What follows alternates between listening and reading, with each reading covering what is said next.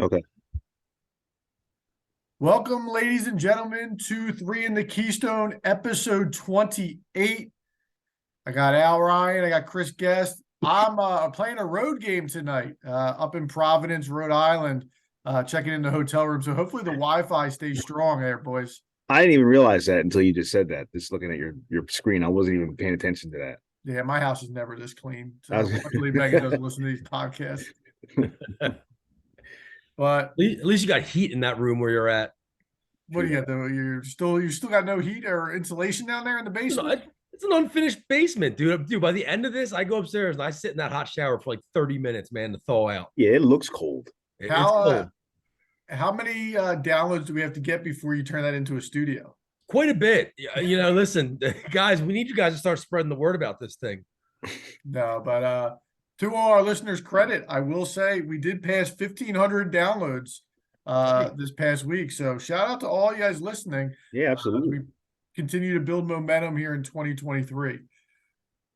Yes, sir. Tonight we got a lot on topic, a lot to talk about.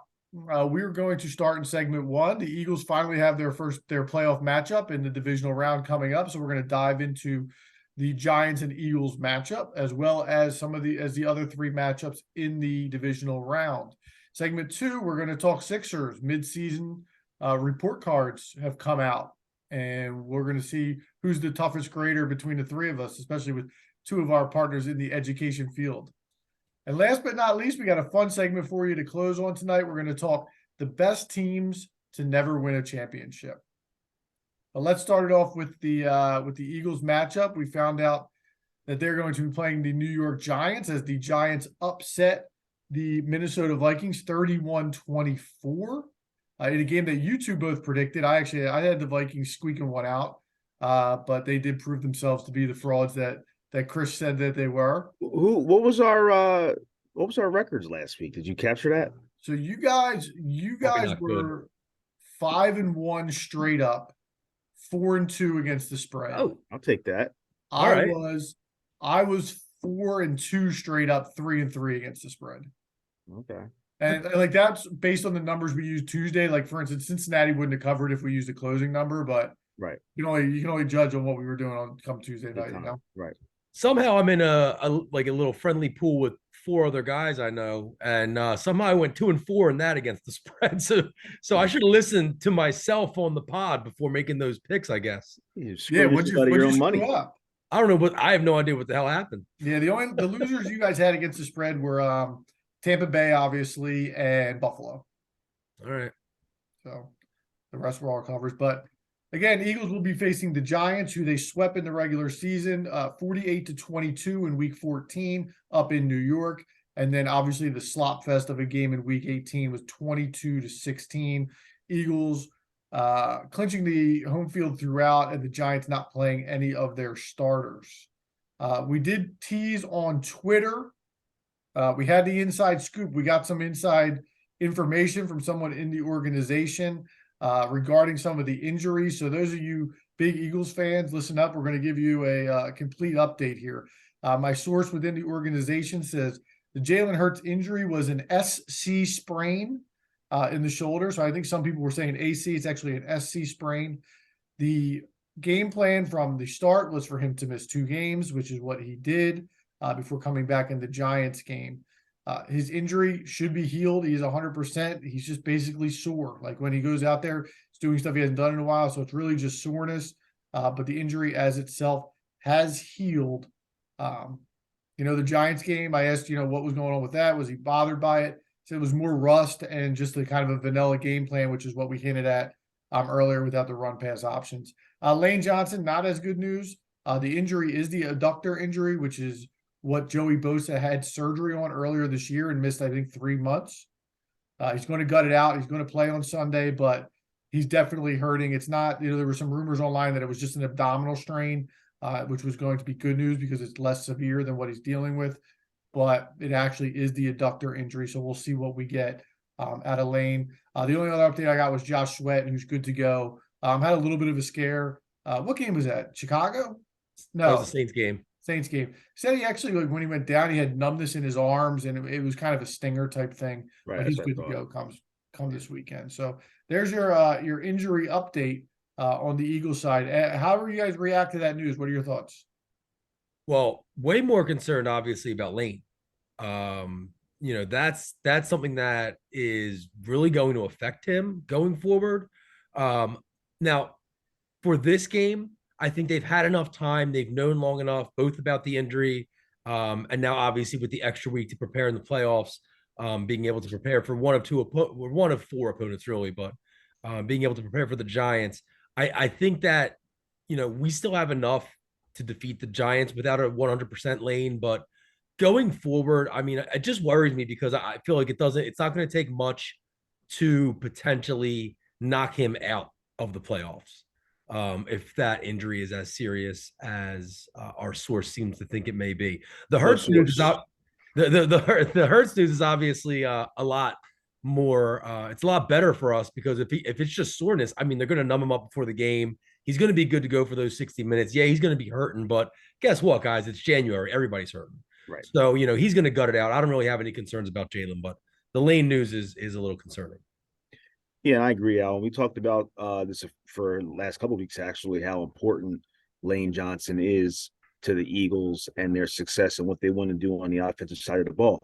It's a very important game. I mean, obviously, it's a very important game, but the matchup is very important for him to be present on that line going against a guy like Thibodeau, who is a young, flashy, hungry, and kind of a D-bag, to be honest with you. I mean, I still don't like what he did in that Nick Foles situation a few weeks ago. He was notorious coming into the draft as just being a little bit of a I don't know what the right word I'm looking for, hothead, but also like just having a lot of maturity issues, and we've already seen that in his rookie year. Hasn't wasted any time showing that. So I really want to shut this dude up. So it's really important for us to have Lane on there to give my man some serving us some pancakes on Saturday night. Yum, yum, yum. Yeah, absolutely. Time to eat them up. And let's be honest too, though. Thibodeau's been getting a lot of mentions and a lot more. I don't know what the word I'm looking for is here, but maybe being a little overrated. The kid only had 4 sacks this season, but because of the Snow Angels, all of a sudden, and he's got 3 sacks in his last whatever how many games, he's getting a lot more attention and praise. I think a little more undue, to be honest. He made a couple of big plays in a national game, which I think helped boost that profile a little bit. And he missed some time, I think, too. He did. And also, I think it's tough when you're judging a defensive lineman, especially an edge rusher, because, we don't really look at like pressures and things like that as sexy stats, but he's been putting a lot of pressure on guys throughout this year. I think he's had to be fair, I think he's had a really solid rookie year. But Al, I get what you're saying. Like, as far as like, there's some people in New York side that think he's already an elite pass rusher. I think he had a really good year, but I'm not ready to put him on that caliber just yet. No. And like I said, he's really good and he's dangerous, but he's definitely a guy you can game plan for. And you throw a guy like Lane at him, I think he'll shut him up really pretty quick. What are your thoughts on the overall matchup? Talking to me or just in general? Go ahead, either one of you. I honestly, here's my thing. And now it's just kind of annoying. Eagles fans, myself included, we're all in this together, okay? I get it. Stop with the fear. Jesus, we are the number 1 seed. We are hosting the divisional round.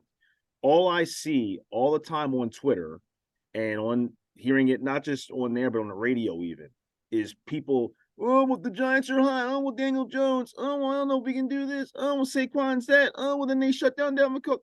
Listen, the Vikings are exactly who we thought they were. Seltzer, you said it at the beginning of the podcast, excuse me.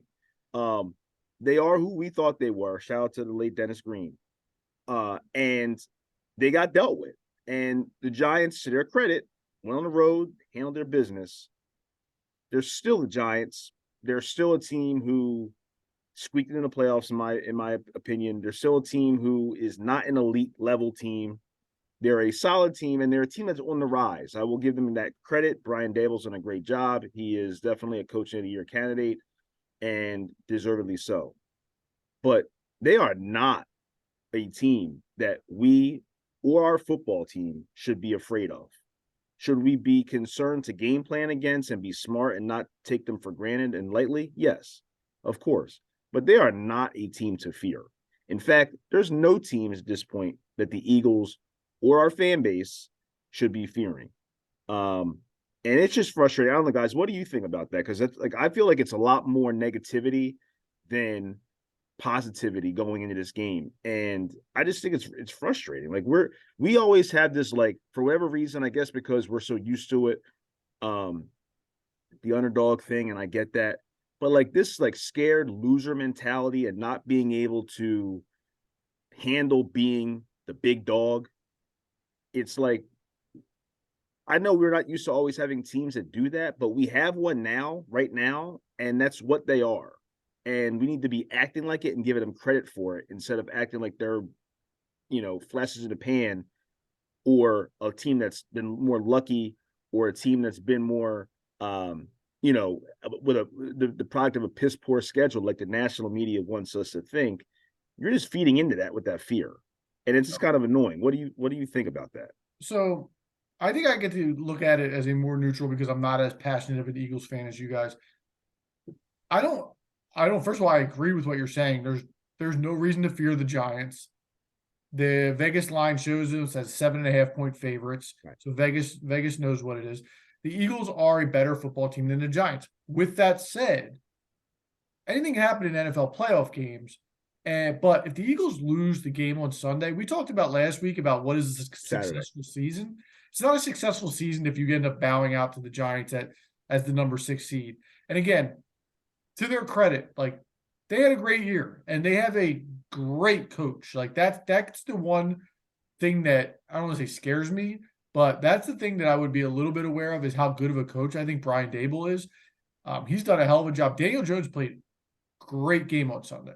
He played really, really well. And he had a great year. And it becomes to the point where it gets you thinking, like, some of these other coach or quarterbacks that we've written off as bust, like, is it really a matter of finding the right coach as opposed to in certain situations? Like, Daniel Jones looked like a lost dog before Brian Dable got to him. And he's really turned the season around. But with that said, like, that team, the Giants team, is not an NFC championship level team. And the Eagles, it would be, I don't want to say embarrassing, it's not the right word because they're still decent, but it would be a severe disappointment if the Eagles lost the game on Sunday in my eyes, because they are the better football team. They are the more rested football team. And yeah, the Giants have momentum coming in, but you know what? The Eagles lost, 3 games all year? 2 games all year? What was it? 3, right? 3. Chris, win the football game at home. Chris, you used the word fearful. Fans are, it's ridiculous for us to be fearful at this point. And you couldn't be more right about that. If you're an Eagles fan and you're afraid of the New York Giants, then you need to start watching a different sport. Football ain't for you. You need a new team, because there is no reason to be afraid of the New York Giants. Now, I will say this. I do think there is more reason for maybe concern now than there would have been a month ago. And we've said this time and time again. Daniel Jones looks a lot more comfortable in this offense than he did even when he played the Eagles in the beginning of December. Obviously, with injuries in play now, the Eagles look a little bit different. They're a little bit more banged up than they were when we were steamrolling teams, in week 12, 13, 14 of the season, whatever, whenever that was when we ran to New York the first time. So, yeah, there's always that thought in the back of your mind as a Philadelphia fan. Well, we're used to this story. We're used to coming in as a favorite and blowing it. But to be fearful of a New York Giants team that, let's be honest, for all intents and purposes, beat a Minnesota team that had no business being in the playoffs to begin with whatsoever. Minnesota was that team that's in your fantasy football league that somehow makes the playoffs with a winning record, but had like a minus 200 point differential over the course of the season. That's what they were. They got lucky and they played the right teams at the right times, and they had the ball bounce the right way at the right times. And it finally just, midnight struck for Cinderella when it comes to the Vikings. But to be fearful of the Giants would just be absolutely ridiculous at this point. We got what we wanted. This is what we've wanted all 100%. along. Yeah. And now it's here. It's weird. We were the kids that on December 1st, we couldn't wait for Christmas Day, and now it's finally here. Well, when Christmas Day comes, you don't stay in your bed and cry. You run downstairs and you I'm open up the scared to presents. open the gifts, Daddy. I don't want to open the You gifts. run downstairs, you open the presents, and in this case, the present is the New York Giants. I mean, it's a gift. It's a gift. Now, here's what I have, and Chris, you've coached a little football. Al, you got some flag football background. But for me, I coached for 5 years. I was gonna say, I was coach. If I'm the Eagles, this is how I'm game planning for the Giants on the defensive side of the ball. I have these two corners that are Darius Slay was first team All-Pro. Yep. James Bradbury had an excellent season. And the Giants receivers. Say it again, Seltzer. I'm sorry. I said Darius Slay's first team All-Pro. He wasn't. Second team All-Pro. Yeah. So Bradbury was first. Yeah. Right. Okay. Yeah. So you got two of the best four corners in the league, according to the All-Pro discussions. And you got Giants receivers who, while I think they are a little underrated, are nowhere near elite receivers. I'm playing man-to-man on the outside. I'm spying Daniel Jones to keep him from running around and breaking contain, because he ran the ball 17 times on Sunday. And the Vikings just watched them do it. And why? So, and I'm trusting my pass rush to get to him. Like, I don't think there's really any other way to draw it up other than that. If Darius Slay and James Bradbury get pushed around by Isaiah Hudgens and Darius Slayton, then so be it. Like, that's the way you lose the game. And I actually love Hudgens. I think he's good too, but is it Hodgins? Isaiah Hodgins. Hodgins. I think he could be the new Victor Cruz. Remember Victor Cruz when he came out of the Victor Cruz out of nasty. nowhere? But Cruz, I think they're different. Like, Cruz seems to be, and I haven't seen a ton of Hodgins, but Cruz was like explosive. And No. I'm just saying, as far as becoming like a star player for them out of nowhere. Victor Cruz was not a big time prospect, big time draft pick, and he just worked his tail off and just became a really good player in the league. I could see that with this kid too. But you had mentioned earlier, the Giants are, they're going to be on a short week. And if you are afraid, here's some things I put together, a couple things that I saw that hopefully will help you not be as fearful, and for you to stop being a chump and get ready to. You're really fired up. Who did you hear that's like? So I haven't heard a lot of that chatter. Oh my God, I've heard. I would say 75% to 25% of people that are saying like, I don't know, it was a tough game. Daniel Jones looked good. He might actually be a stud now. We might be in for it. Giants will be getting hot at the right time. And it's like, dude, what about what we did all season? The Giants, if I'm not mistaken, and again, this is now off the top. I'm pretty sure the Giants and Minnesota had a negative points differential this year. I'm almost positive about that. I know Minnesota did. Minnesota definitely did. I'm almost positive the Giants did too. Seltzer or Al, if you want to check that for me just to keep me honest. But they're going to be on a short week. I found a stat online that I thought was pretty nuts. So playoff teams playing in their third straight road game. Either of you see this? No. Playoff teams playing in their third straight road game in the NFL are 10-37. They're 19-28 against the spread since 1990. So out of 47 chances, they've only won 10 of those times. Right. The Giants are going to be playing their third straight road game on Saturday night. They're also 0-9 in their last 9 games at the Link. They're 2-11 in their last 13 games versus the Eagles. They're 1-7-1 in their last 9 NFC East games. Okay, so like when we talk about just the division and how these teams beat each other up and this and that, the Giants have been more beaten up than beating up somebody in this division for the last 4 years. And like I said, they beat a dastardly overrated Vikings team that had an awful defense, an awful game plan, and I think this week they're going to go from the Daniel Jones, all those guys are going to go from the thrill of victory last week to the agony of defeat real fast on Saturday. My key for this game is, you mentioned about the game plan, Chelsea, you had, and Daniel Jones, the spying and all that kind of stuff. I don't know if they even need to do that, to be honest with you. The Giants are 27th in the league in sacks allowed. The Eagles have a historically great year this year in sacks. They are obviously number 1 in the league this year, and I believe we're second in the history of the league this year with their sacks. Maybe they came 1 or 2 short of the record. They had around 68 of them or something like that. Something like that. A lot of sacks. It was high. So I think Daniel Jones is going to be running a lot, but he's going to be running for his life. He's not going to be running down the field. And I think that's a huge key to this game, is to just keep putting pressure on him. And like you said, man up on the outside. You're going to have Gardner Johnson. One thing I would say, I slightly disagree with you, Al, in terms of like being banged up. We have Lane, which we know is not 100%, but it's also the divisional round of the playoffs. Nobody's healthy. No, everybody's banged up. Right. Everybody's hurt. Yep. Everybody's playing with something.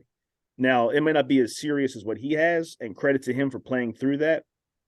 And this fan base, we certainly won't ever forget that kind of stuff. But Gardner Johnson's back. He's been playing now. That helps tremendously for the defense. We already mentioned how Hurts is fine and good to go. Aside from like the norms of the season, are we really that banged up more in comparison to everybody else in the league? No, but in reference to health, it's our top, arguably our top 2 players on the team, period. Jalen Hurts and Lane Johnson.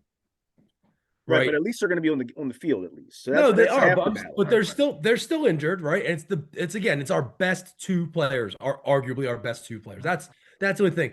Just to answer Adam's question real quick, I would run back the exact game plan from the first time we played the Giants, because that game plan was flawless. Or the previous 9 that we beat them. Absolutely, we punched them in the mouth and we made it look easy. Do you know how many we ran? Not counting Gardner Minshew taking a knee to end the game. The Eagles ran the ball 30 times for 254 yards and 4 touchdowns, in that game. Well, that was Hurts. Okay. That wasn't Minshew. Excuse me? Hurts played that game. Why'd you say Minshew? He took a knee at the end of the game. I said not counting his knee at the end of the game. Okay. 30 attempts for 254 yards, 4 touchdowns on the ground alone, 7 sacks. All 7 sacks from the front 4. I mean, we know Jonathan Gannon doesn't blitz. We know that. He doesn't have to against this team. Adam said it. Move the corners up, press man at the line of scrimmage, make those guys beat you, crash in on the edges, make Daniel Jones beat you. I mean, it's not the same defense as the Minnesota Vikings defense. Not even close. And also the Giants, I found this earlier too. The Giants are ranked on the road. The Giants are ranked 25th in the league in passing offense. So they average around 195 yards a game on the road. Throwing the ball in the air. The Eagles at home are ranked 2nd in the league in pass defense. They only allow about 173 yards a game, which is that's a pretty significant difference between what they were looking at in Minnesota last week and what they're going to be looking at in Philly this week. The Giants aren't good enough to beat you if they're forced to be one-dimensional. And I think you're gonna even with Daniel Jones running, even with Saquon, in their backfield, and we all know how good he is. But even with that, Jones is gonna have to still throw down the field. And based on those stats I just gave you, and not even and on top of that too, like even the run defense, our run defense has been drastically improved ever since Linval Joseph got on, ever since Ndamukong Suh got on, ever since Jordan Davis got healthy, ever since we've just been. Our game plans have just been way better as far as protecting against the run. So even that's going to be uphill. I think Barkley only had 9 carries. Last week and torched those guys. Like he just in those 9 carries, he just torched them. Yeah, they were getting what they wanted through the air. I mean, Minnesota's defense is horrible. They have one of the worst defenses in the league. So yeah, that's not going to happen this week. And because of that, I just feel like this is not a game to be concerned with. I mean, I take that back.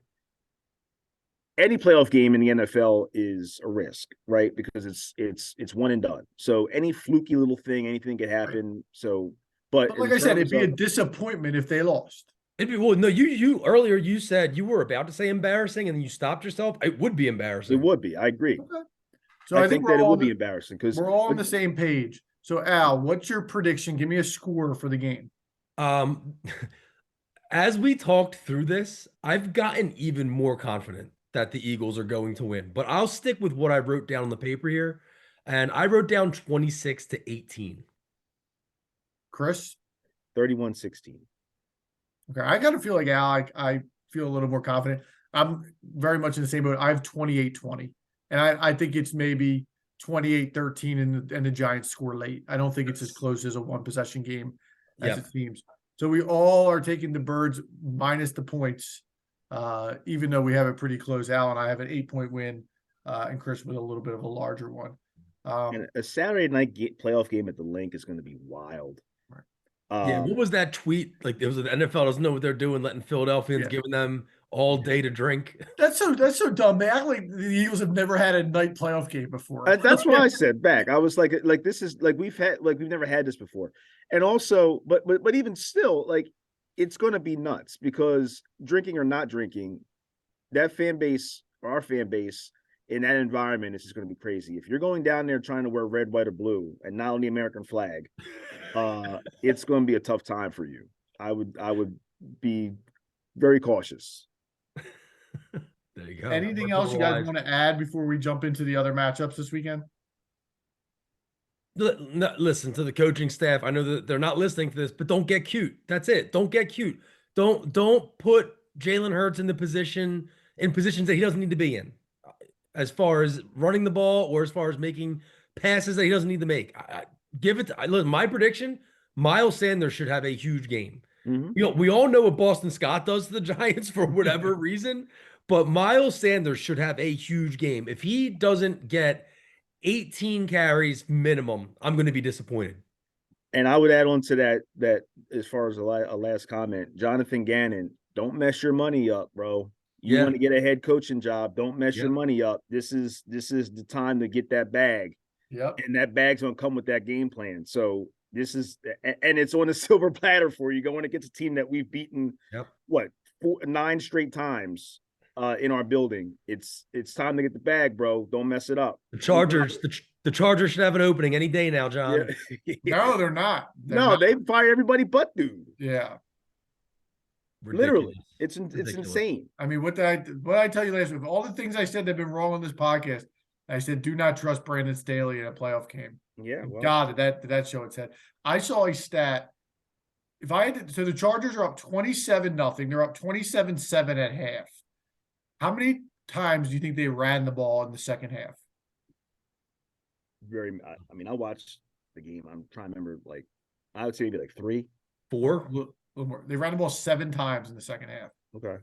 That's embarrassing. They were continually snapping the ball with 15 seconds, 14 seconds, 13 seconds left on the play clock throughout the third quarter. Like, you just can't make it up.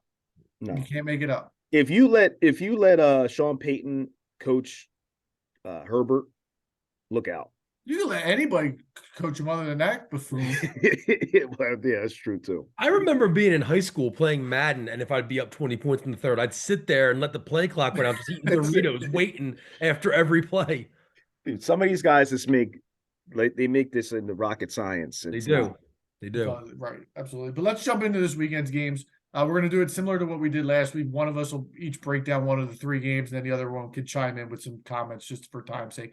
But let's go in order of which they'll be played this weekend. So we'll start with Al, who has taken the Jaguars and the Chiefs. All right. So Kansas City welcomes Jacksonville, which is, we talked about it last week, how all those games were rematches in the regular season. And this is another one.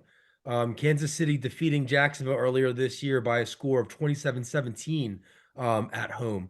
So the notes I have here are a little jumbled, so bear with me, but Kansas City feels like they're a little like ho-hum this year, like not special, kind of just going through the motions. But when you look at their stats, like they are special. They're still number 1 in the league in points per game, number 1 in the league in yards per game, yards per play. So the offense is still like just clicking on all cylinders, pretty much unstoppable through the air, at least. Their pass D, there are some vulnerabilities through the air against this Kansas City team. But the question is Jacksonville up to the task? Are they up to the challenge? Are they going to be able to run with Kansas City playing the same game as them? Jacksonville has only lost 2 games this season by double digits. which I think is important because the spread is at about 8.5 right now. Travis Etienne seems to be finding his stride. He has 80 or more yards in 4 of his last 5 games, including 109 versus the Chargers. Trevor Lawrence, obviously, 4 touchdowns last week in that comeback victory. 4 touchdowns, all to 4 different receivers. The Jacksonville pass defense, though, is not good. So, again, the question is, can the Jags offense keep up with Kansas City's offense? In the last 6 games, Jacksonville's actually put up some points. They've put up 36, 40, 19, 31, 20, and 31 in their last 6 games. Kansas City is a below average 6-11 against the spread this season in the regular season, 2-5-1 at home. Jacksonville 8-5 as an underdog against the spread. All things said and done, guys, you know me. I am the resident Duval backer here on the 3K pod. I'm not taking Jacksonville to win outright. I can't do that, but I will take them to cover. I have Kansas City winning the game 31-28. Ooh, a very close one. Close one, a little bit of a I shootout. can't believe you didn't mention the ex-Eagles coaching matchup with Andy So and Doug. no, I was waiting for you two to give your prediction. So I'll say it now then because I tweeted it. As Eagles fans, we have a dream road to potentially winning a second Super Bowl this year, in the sense that the Eagles could perhaps face the Giants this round, the Cowboys in the NFC Championship game, and then either Andy Reid or Doug Peterson in the Super Bowl. I don't know that guys like Chris, who are the diehards, would be able to withstand that month of drama. But like that's a lot. Yeah. I've actually I thought about that, and I've also thought about, well, you know what? I'll wait to say what I was going to say next because it has to do with the Cowboys 49ers game in that preview. But there's a scenario that would be really strange for not just me and the three of us and all other Eagles fans, but really for planet Earth if it played out. But I'll go into that in a little bit. That's what we call a tease in the business, ladies and gentlemen. So, my comments are, I didn't mean to interrupt. I thought you were done there. Chris. No, go ahead. At the end of the day, this game reminds me a lot of Eagles Giants, where Jacksonville's a great story. They're well coached, a new coach who's come over there, brought life, a young quarterback who's found his stride after obviously Daniel Jones has been in the league longer, but Trevor Lawrence had a bad first year under Urban Meyer, as did everybody. And to get a playoff win in basically does Doug's first year there, right? Now his first or second? Yeah, first year. To get a playoff win his first year is a huge accomplishment. Even if Especially record-wise that division stunk. But at the end of the day, the Chiefs are just another level. And I don't think Jacksonville, this is going to be a good test for them and a good taste of what they should expect in the future with Trevor Lawrence as a quarterback. But the Chiefs are too good, and I have them 30-20 winning and covering the spread on Saturday afternoon. Yeah, I'm with Al, actually. I think that the Jaguars are going to make this a game. I think that the coaching matchup favors the Chiefs. It's a little bit of student versus the teacher here in this game, but both obviously have rings at this point. But I just think that Jacksonville, and even historically, Doug's teams play well in the playoffs. Even if they don't win the game, they play tight games.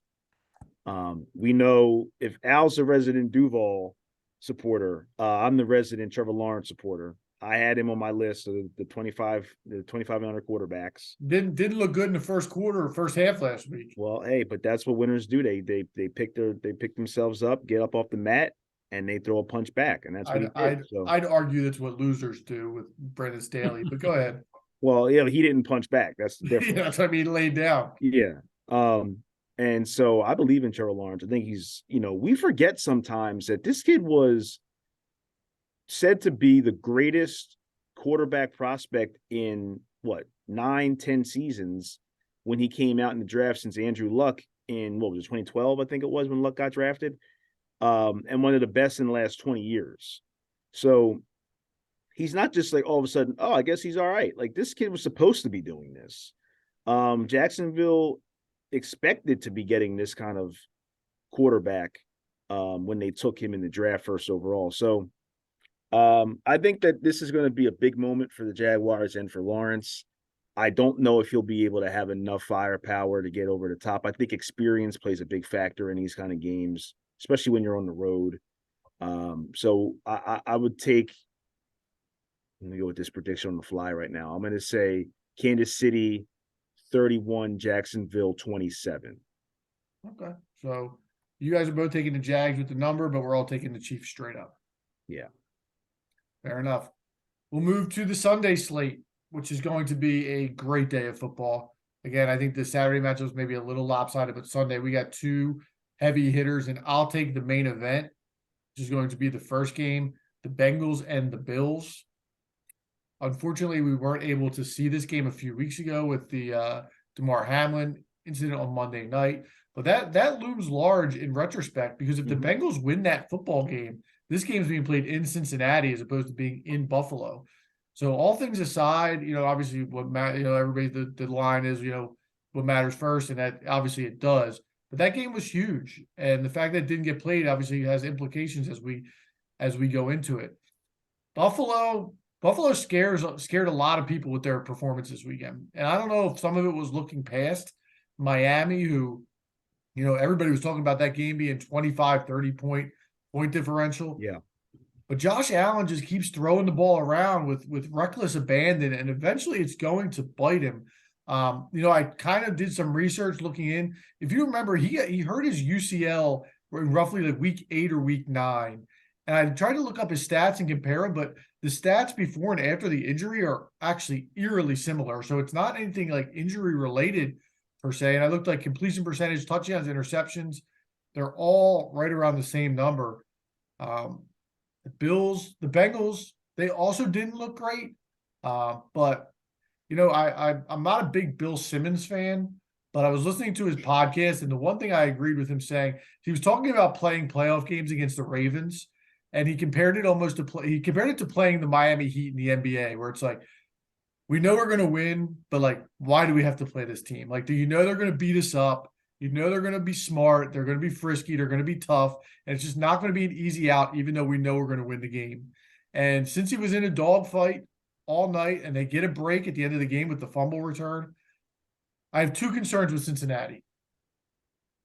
First of all, their offensive line, which are supposedly upgraded, Joe Burrow continues to get beat up every game. Yeah. And they've had some injury issues on that offensive line. So not only has it not lived up to the expectations, but after they lost Lyle Collins, they've just struggled immensely to protect the quarterback. I think he got sacked. It was at least 4 or 5 times on Sunday, I guess they played. My other one I think is a little underrated, but in a playoff game, it matters. And I mean, luckily, we can talk about last night a little bit, but Evan McPherson, who was their hero last year, has been extremely shaky at the kicker spot. And in a game that's going to come down to a field goal here or a field goal there, you got to, in bad conditions, you got to be able to trust your kicker. And I'm not sure if, he just hasn't had a good year. Not as shaky as the kicker in the next game. We'll get to that. I think we've asked the question many times on this podcast, who would you rather have moving forward as the second best quarterback in the NFL behind Mahomes? And I think we're going to get our answer on Sunday. But at the end of the day, there's just something special about the Cincinnati team. The Cincinnati team. And to me, all right, I just look at them as a team that can go into Buffalo, say, we don't give a shit who you are. You got to beat us. We're the defending champs. We went into Kansas City and won last year. We went into Tennessee last year, and it doesn't sound like much, but Tennessee was the number 1 seed in the AFC last year, and we took care of business there. I think they have the better defense at this point. Buffalo's defense has not been the same since Von Miller went out. They can't get after the passer, which is obviously Cincinnati's hurting point on offense. And there's something about the Bengals team. I'm going to take them to win the game outright, 27-24. I think it's going to be a hell of a football game. 2 really, really good teams. An AFC championship worthy matchup. But I'm going to take the Bengals to go 27-24.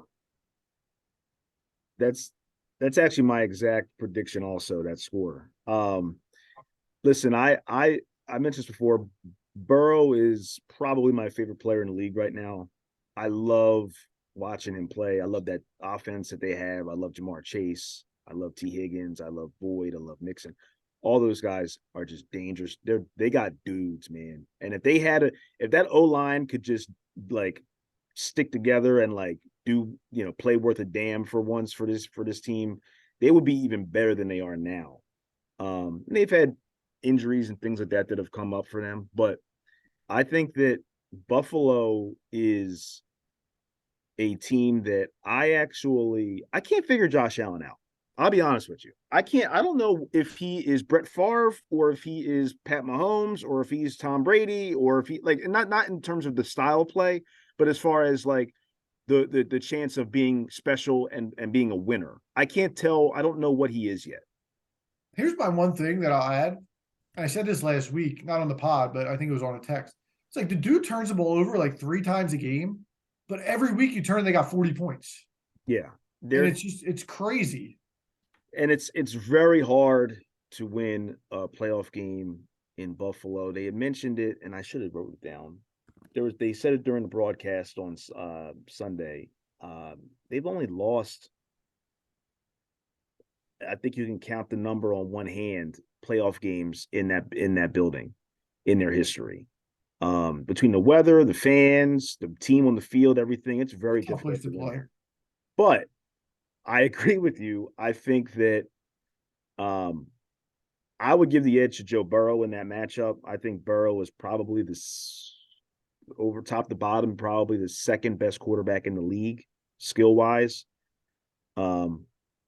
And I think that's the difference in this game. I think that it's concerning to me the way that the Bills played last week, and specifically Allen, that they're one fumble away or one bad read away, one turnover at the end of a game like this one, where they will not be able to get up off the mat from, and that's because of that. That's the difference for me, that I had the Bengals coming out of this game with the victory. It definitely looked like they took Miami for granted, and honestly, I don't blame them a little. I don't, because of Skylar Thompson and that, but they did almost get burned.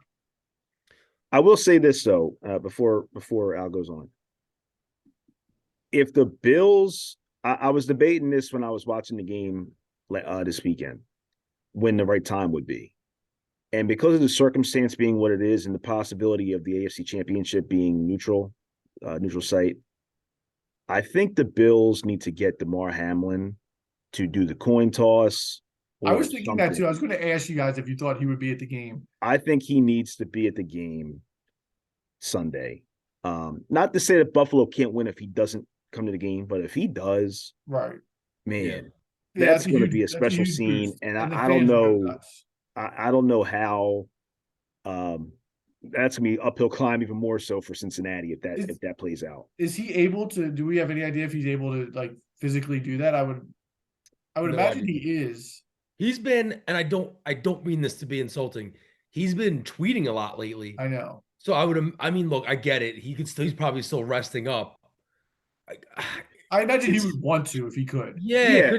Could you get him out there at least just for the opening part of the game, and then get him back somewhere? Even if he's in a room like up in the box. It's a weird situation because typically when we've seen players that have had serious injuries on the field, like he had, it's normally, unfortunate in the sense of it's someone that might not be able to walk again. Right. Somebody who might not be able to play again based on a torn, Achilles or whatever happens, and they're older and they might not be able to get, back in shape in time to play another season because of their age, or a bad concussion that makes them not want to be able to, risk playing again. This guy had, from all accounts, a freak, not an accident, but a freak situation that played out. Other than that, it seems like they haven't really said what the official cause of the cardiac arrest was yet. Right. So we don't, if it was just, the situation where he was, had blunt trauma to the heart at the wrong time, and that was it, and they've amended that, I don't know if there's any other, the blunt trauma situation isn't a heart condition, it's a heart event. And once that event's all over and healed, I don't know if he has any other. He might be able to go out there and be himself, not be able to play yet, but be himself as in terms of like DeMar and just hanging out and walking out on the field, versus someone who would have had to have, unfortunately been in a wheelchair or something like that. So it's just it's It's interesting. Interesting situation, and I'm really curious to see, first of all, what was the cause of the whole thing. And I think it's interesting that they haven't really leaked that yet. But if he's out there, supporting them firsthand in the stadium, I think that place just there's not a dry eye there. And I think they just go like water boy status and just run through everything. Al, what do you got? Well, this is the Mortal Kombat mirror match. Back in the day when you get to the top of the chain when you're playing and Yeah, you're man, you gotta play Sub-Zero, yourself. and all of a sudden it's Sub-Zero versus Sub-Zero. That's what this game is, where this is just, you guys have said it, they match up all over the field. I mean, you got two of the top 3 or 4 quarterbacks in the league. You have a Stephon Diggs on one side, a Jamar Chase on the other side. I mean, just all over the field, you just have studs. And in a game like this, it takes one play. It just takes one play, and it's just who's going to make that play. And I think it's going to be somebody on the defensive side for a Buffalo. I don't know if it's going to be an Ed Oliver, maybe a big strip sack busting through that line, or Tre'Davious White. But I was looking through the names, and I found a name that just spoke out to me. And I think it's going to be this kid out of Wake Forest, Boogie Basham. I think is going to come up with a big Boogie. sack, a big sack at some point, maybe a strip sack. I don't know, but Boogie Basham, guys, write the name down. I got Buffalo winning this game 23-21. And just because I'm picking the Bengals, I mean, I'm sure Seltzer, you feel the same way. I can easily see the Bills winning this game. Oh yeah, man. I have it a 3-point game, so it's gonna. Yeah, same. So it wouldn't be a surprise at all if the Bills. It wouldn't even be surprised to me if Buffalo won by a touchdown or more, honestly. But I just think that I just trust Burrow more, and I trust the offense overall more with Cincinnati. And now you know what? They're the defending AFC champions. They're battle tested. Those guys have the experience. They've been through it. They went to Kansas City and won last year. Like they know how to play. Exactly. Yep. And Joe And that's Burrow's something won that the Josh national Allen hasn't done. championship. Bills Mafia don't scare them. No, not at all. So we all have Cincinnati against Cincinnati's getting 4.5. We're all taking the Bengals with the points, but Al has the Bills outright. Yep. Okay, let's go to Chris for the last game. It's gonna be interesting because Chris thinks both these teams suck. So yeah, I mean, whatever. we got so it's Cowboys. It's debatable that you said that the Bengals Bills was the game of the weekend or of the day. You easily could look at this game in a lot of ways as just that. Both those teams might not even be playing this weekend if Tua and Lamar were in. The other in the AFC game. Yeah, absolutely. Very possible. So 49ers Cowboys, San Francisco is it still 4 points, Seltzer? San Francisco -4. 4.5. What do you have, Al? Somebody texted me earlier today 4.5. I personally haven't looked all day. I think it was 4 when I looked at it earlier. 4, yeah. So they're evenly matched, especially on offense. Dallas rated 4th in total offense. San Francisco was 5th. This is going to be an interesting prediction, I'll be honest with you, but hear me out. I give a slight edge in offensive weapons to the 49ers. Although I would take Dak over any of the quarterbacks the 49ers have, I still would take McCaffrey over Zeke or Tony Pollard. I would still take Debo and Ayuk over Lamb and Gallup. I would still take Kittle over Schultz, even though Schultz is having a nice little season this year. And I hate to say it, but he's probably he's kind of underrated, I think, at his position. But defensively, I also give the edge to the 49ers. But to be honest, the last month, I'd say both these teams' defenses have been like hot and cold. Dallas, we talked about last week. Dallas has given up 40 to Jacksonville, 34 to a Minshew-led Eagles team, 26 to a Sam Howell-led Commanders team. And then the 49ers gave up over 500 yards of offense to the Raiders and Jarrett Stidham a few weeks ago. So they've both responded well since then, to their credit. But I think that the defense for both is a little bit, we'll see how it plays out. It could be a little bit suspect depending on how the game goes. But for the most part, both teams' defenses bounced back since those bad games. The 49ers, I think they only gave up 13 to Arizona the last game of the year, and then they had 23 to Seattle last week. They forced a big turnover on Geno in the second half. That was a crucial play in the game, turned the whole tide of the game. But like you said, I haven't been big on these teams all year. I've been preaching about San Francisco being the most quietly overrated team in the NFL this year. I think they're good. Don't get me wrong. I'm not saying they're not a good team, but they're not a great team like everybody's making them out to be. They have 4 losses this year, and they've all been bad losses. They haven't had them since October. It doesn't matter. They still lost to Atlanta. They still lost to Denver. They still lost to Chicago, and they still got beat up by the Chiefs at home. And if I asked you how many teams the 49ers beat this year that had a winning record, how many would you say? Well, 5 they beat Seattle, twice. Miami, the Chargers. I think that's it. Is that And it? they played Kansas City. They've played 4. They didn't beat them. No, they've played 4 teams. I'm sorry, not that they beat that they played this year. 4 winning teams that they've played. Seattle, the Chiefs, the Chargers, and the Dolphins. Seattle and the Dolphins were 9-8. So they were barely 500. Right. I mean, over 500.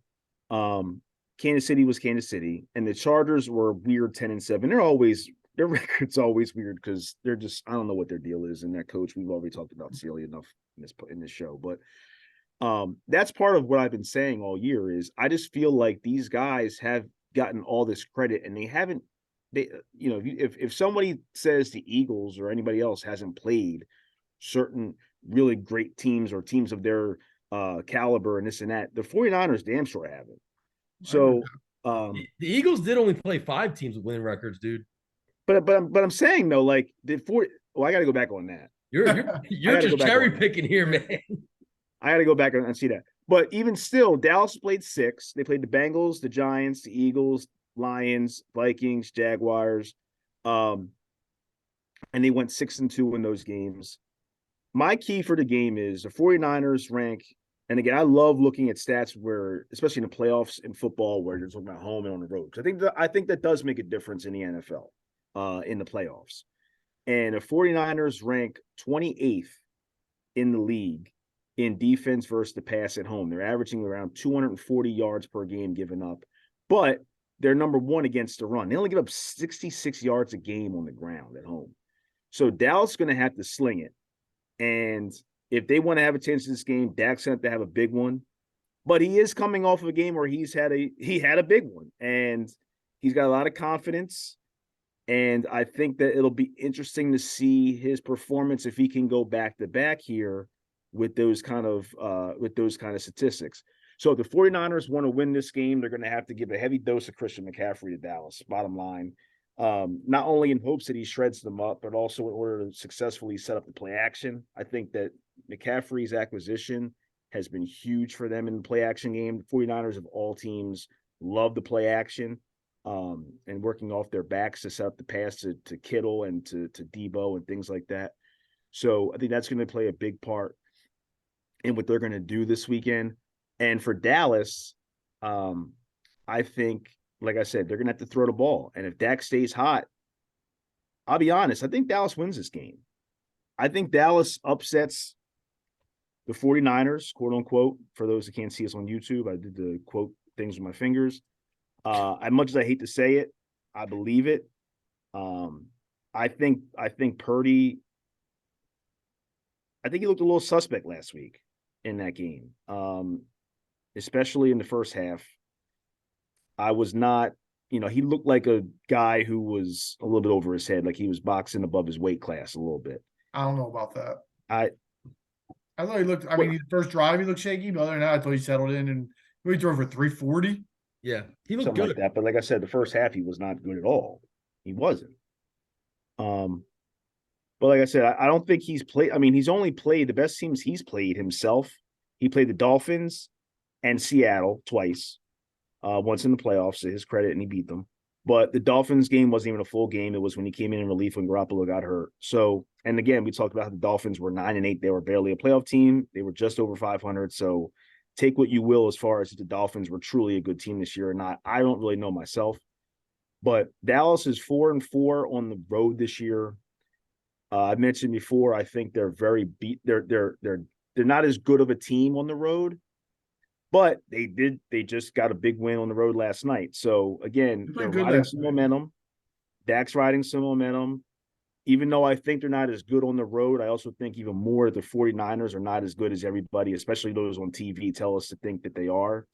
We can use the Vikings as an example for that. The media for a lot of the season was trying to say how good Minnesota was, and a lot of us weren't buying it.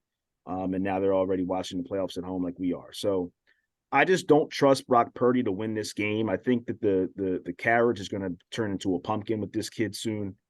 I think he's had a nice little story, a nice season, but the chickens come home to roost the later you go into the playoffs. And I think that it's almost his time. And I can see him having a big turnover late in this game that turns the tide in this game and gives it to Dallas.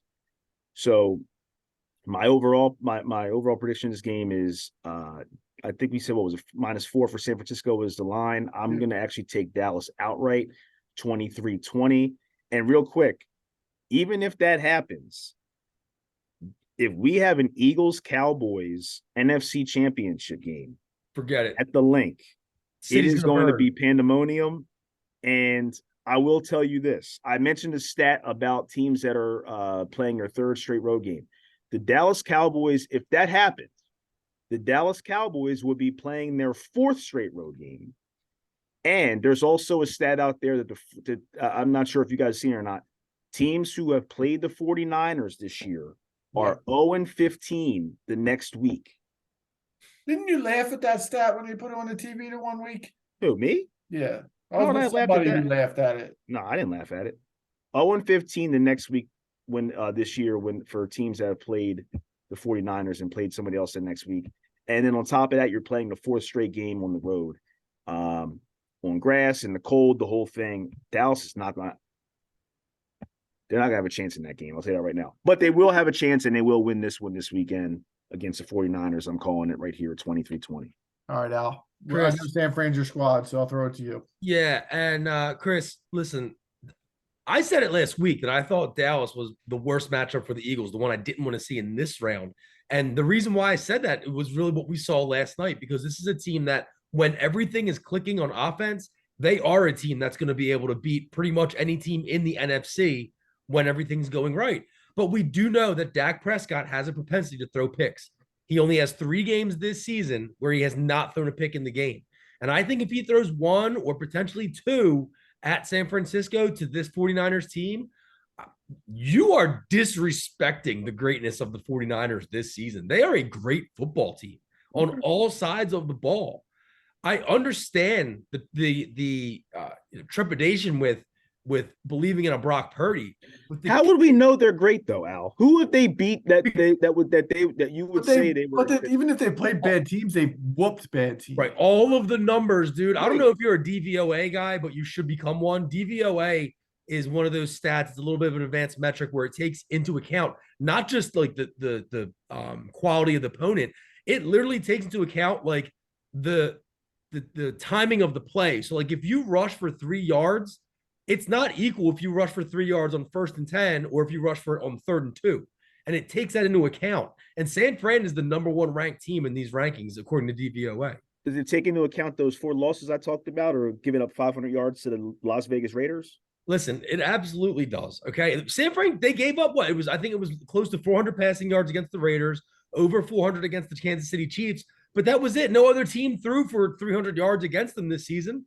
I think the only other team that came close was Miami with 2 of the one game.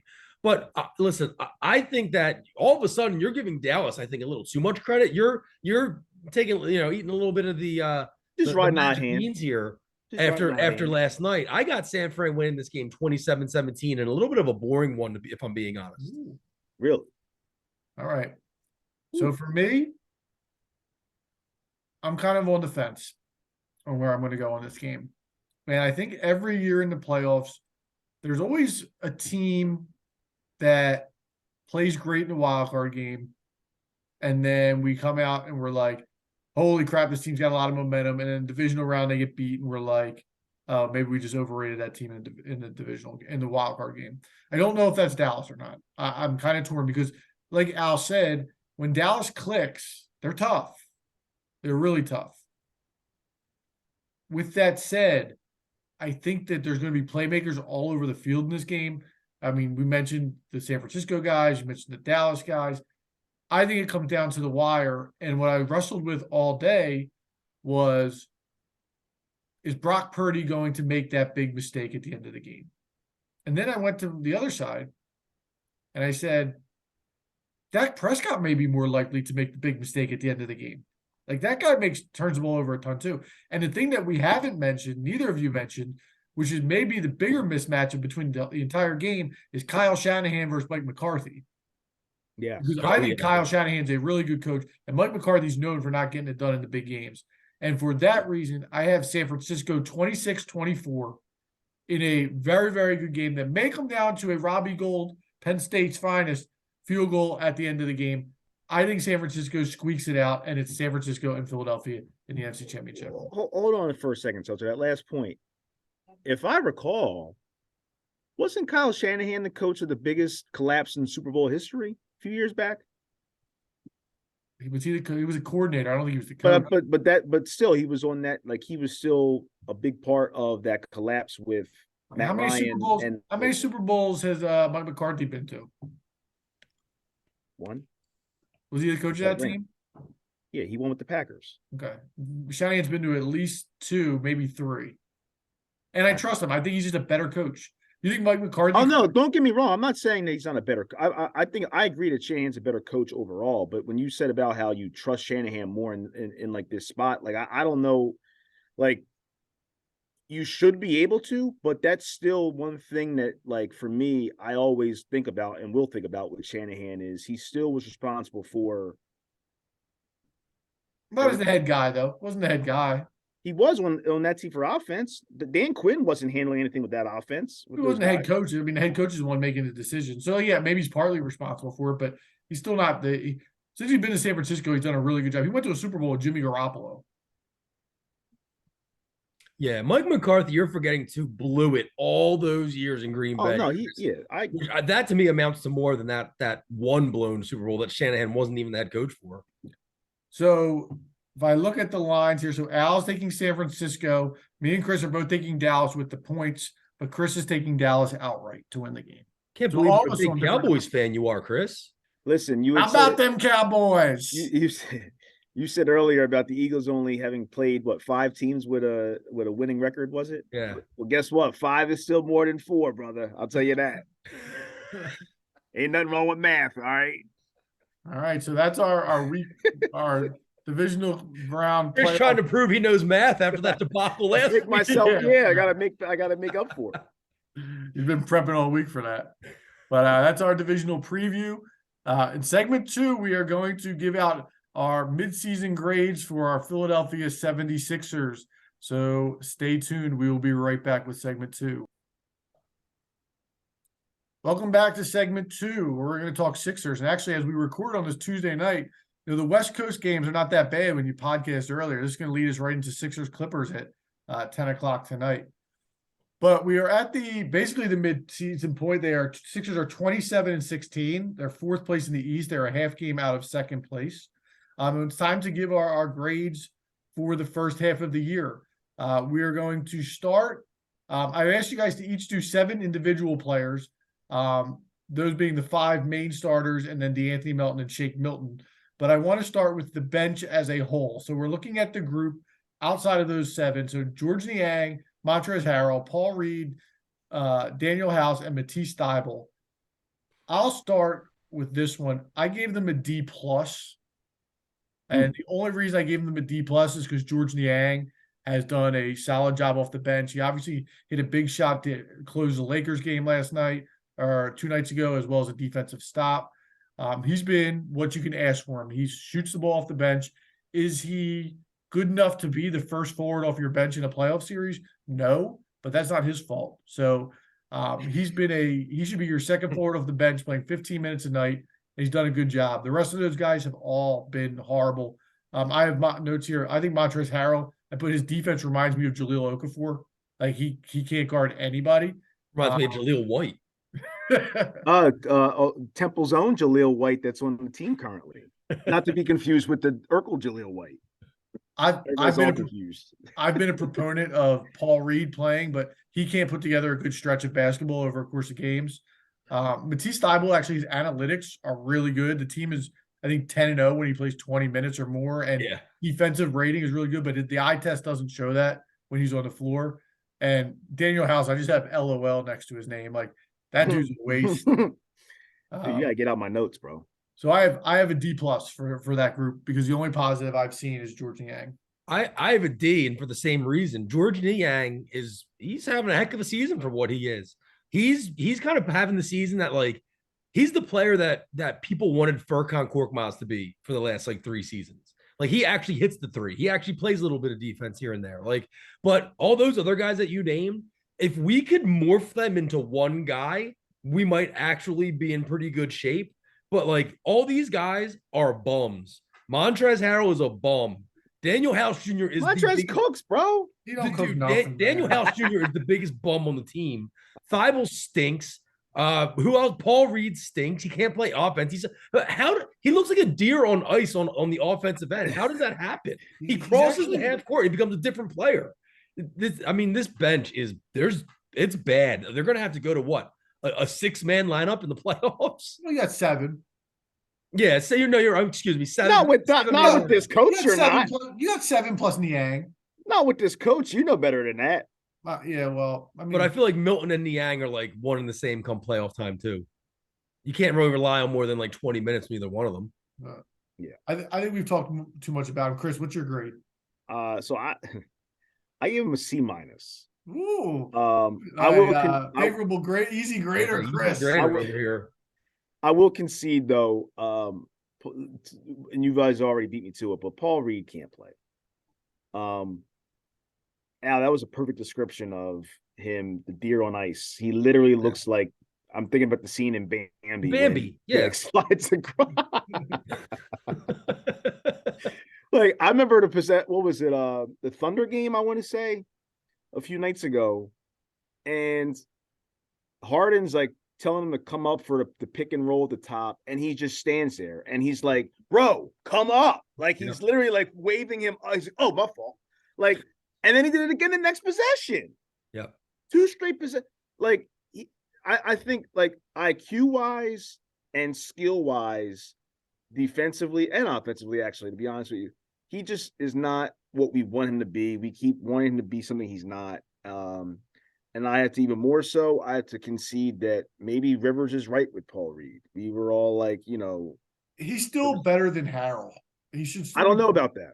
He's so. I don't know about that either. I don't know about that, dude. He's so much better defensively. And the only reason Harrell even scores is because Harden puts the ball on the plate on a platter for him to make a layup, and he doesn't even do that most of the time. But Seltzer, this guy, he literally doesn't know how to, like, he still doesn't know how to play without fouling somebody. Like, it's not like it's his rookie year anymore. This is what, his 3rd year? But yeah, he doesn't get minutes. Listen, this is going to be a long enough segment. I don't think we need to get in the weeds with the Paul Reed and Montrezl. I mean, there's no development. I don't see any development with him. I think I see the same guy we've seen for now. This is his 3rd season, minutes or not. He's not getting any better. He's not.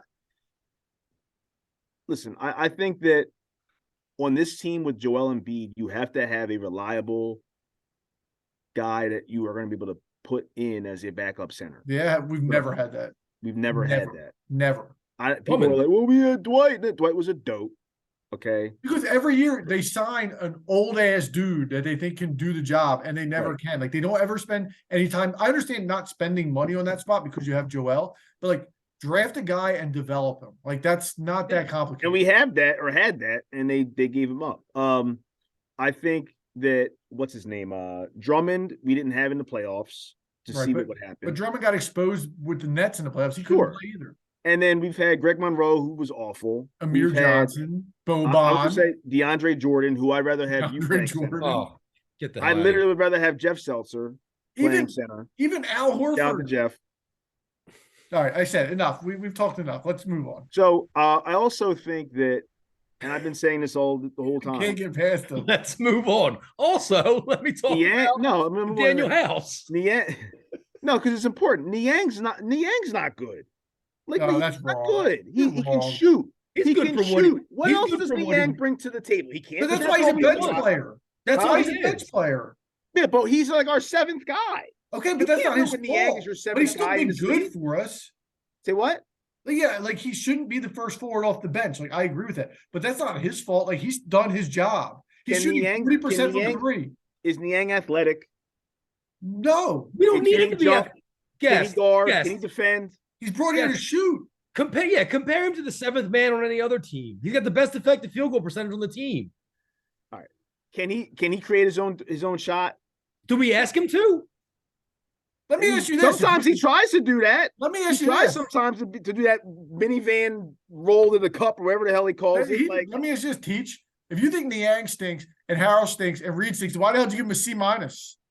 because statistically they are the 15th total net rating for bench units. So they're literally Well, that's the including the other definition guys. of mediocre. That's what they are. They're a C is a mediocre grade. They're a mediocre. So you're okay looking at those stats, but George's Niang stats are no good. No, because I have the eye test. And the No, Niang, you don't have the eye Well, if test. wait a Niang's minute not playing, now. Yeah. listen, if Niang, come on, guys, if Niang is out here on the court and he's cold, okay, what is he bringing to your team? But he hasn't been on that the cold this court? year, shooting He hasn't. 40%. Right.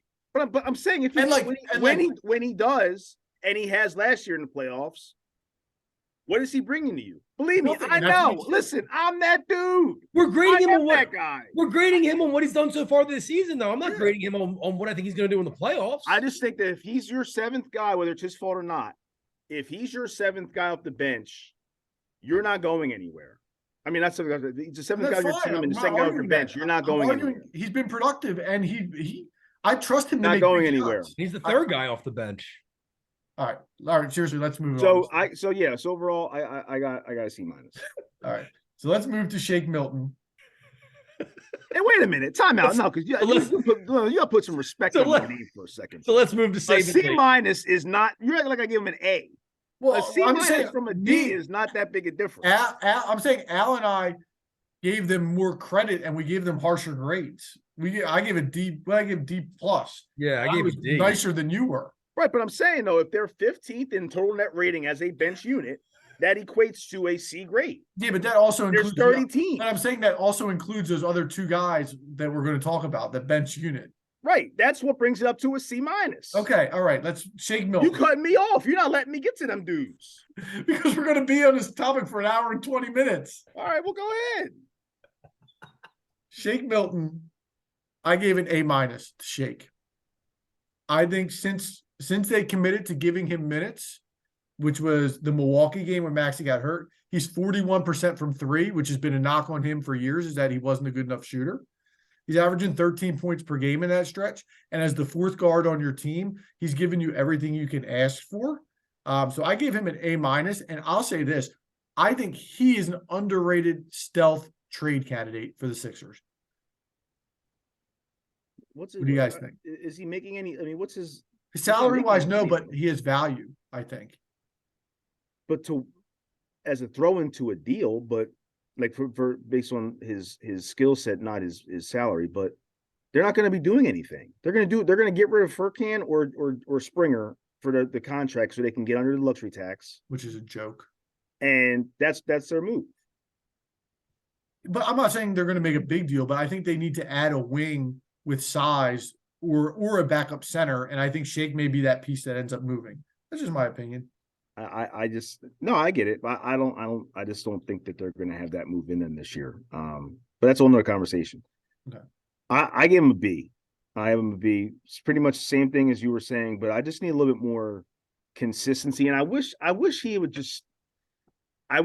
play better off the ball. He's still to me a guy that is at his best with the ball in his hands. Agreed. And I'm playing the long game. That's what I do. I look at things, I play the long game. I'm looking at the playoffs already right now. Okay.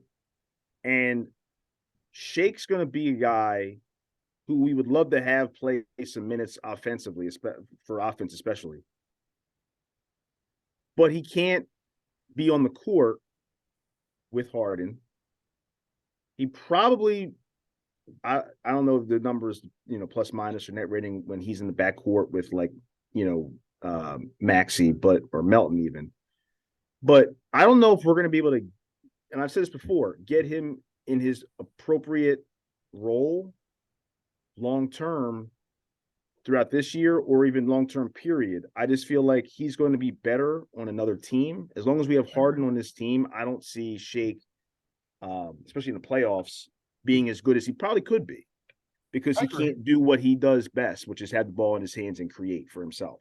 I agree. And he's a free agent at the end of this year, and I don't think the Sixers are somebody's gonna give him a decent amount of money to be their first guard off the bench. And he could be a guy that we're all like, oh, we let Shake walk. He's averaging 17 a game now. But it just wasn't going to happen with this team constructed as it is with him on in this But roster. playing outside of his role, like you're saying, like without the ball, I think he's adjusted at least decently over the last couple of weeks to where I've seen improvement. But you're right, he's a better player with the ball in his hand. Al?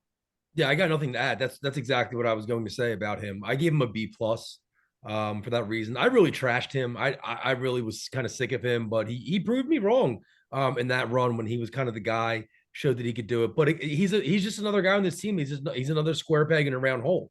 There's just no way to get him to maximize what he does on the floor with the way our team is built. We just physically can't do it. So I agree with everything you guys said. I wouldn't be surprised if he has a new home before the trade deadline. I don't know where. I don't know potentially what we could get for him, but yeah, I see him as being a trade candidate as well. All right, let's move on. The next guy I have off the bench is DeAnthony Melton. I gave DeAnthony a B plus. He's far and away the best defender on the perimeter for this team, although that's not saying much because the guards can't really guard anybody. He's up to 39% from three, 1.9 steals, 13 points per game. It seems like he just makes big shots. Like he really has been a welcome addition. He's been a guard that, like, really skill set wise, this team hasn't had in forever. My only knock on him is like, dude, can you make a transition layup? Like, can you make a layup when it's contested? Because he misses so many layups.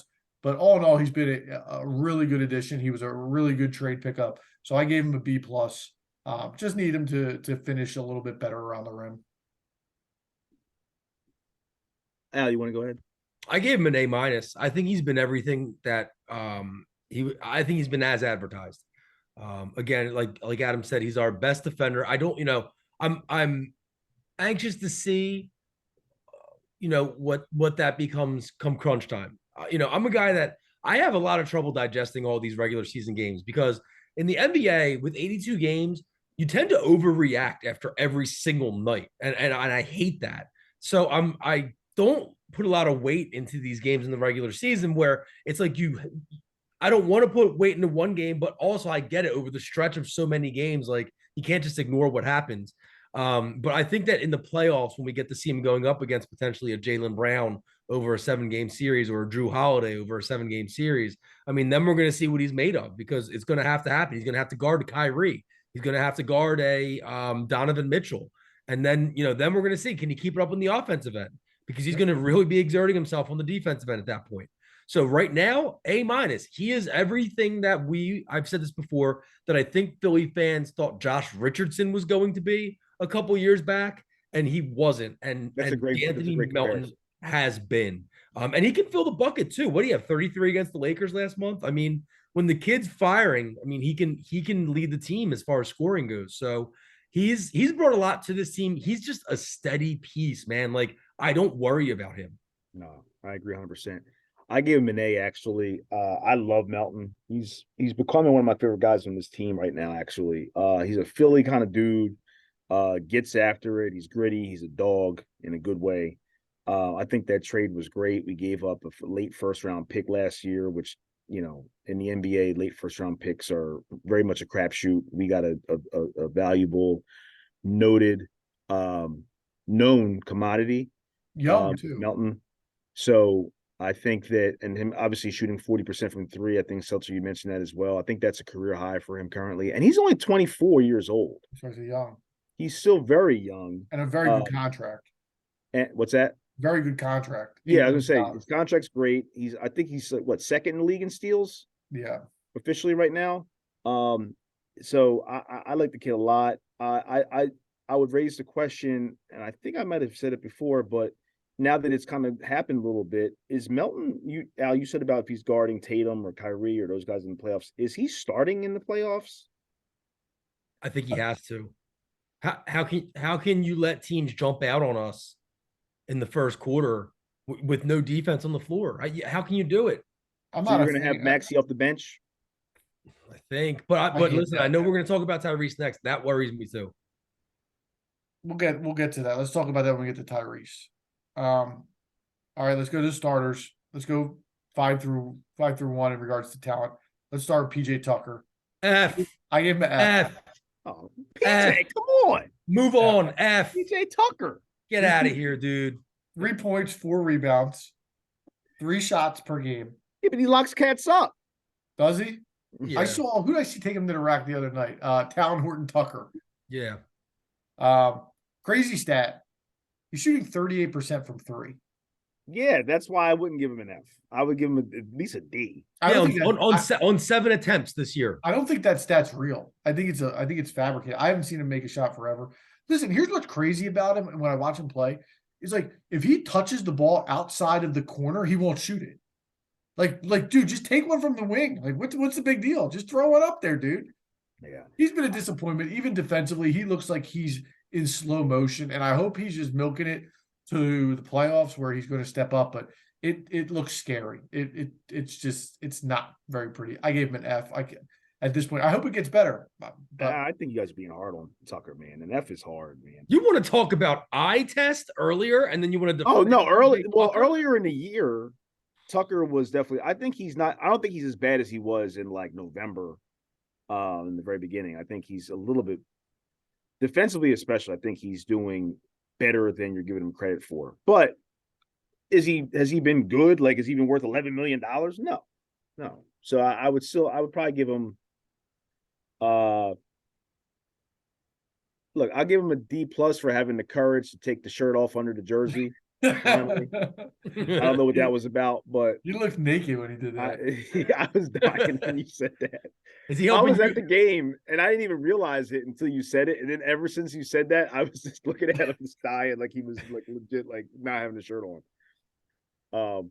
But yeah, I would say it. I give my man a D+, and I think I still have a outside hope that he still defensively is what we want him to be for the playoff run. I still I can't help but to just he has to be. He has to.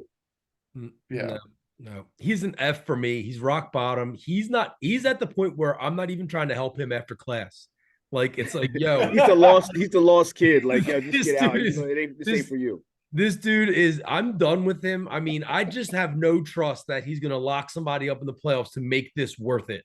What he's going to have to do in the playoffs for me at this point to make this contract worth it. It's asking a Herculean effort. He's going to have to hold Giannis to like 10 points. I don't know what else he can do for me at this point. I told y'all, imagine him at 40.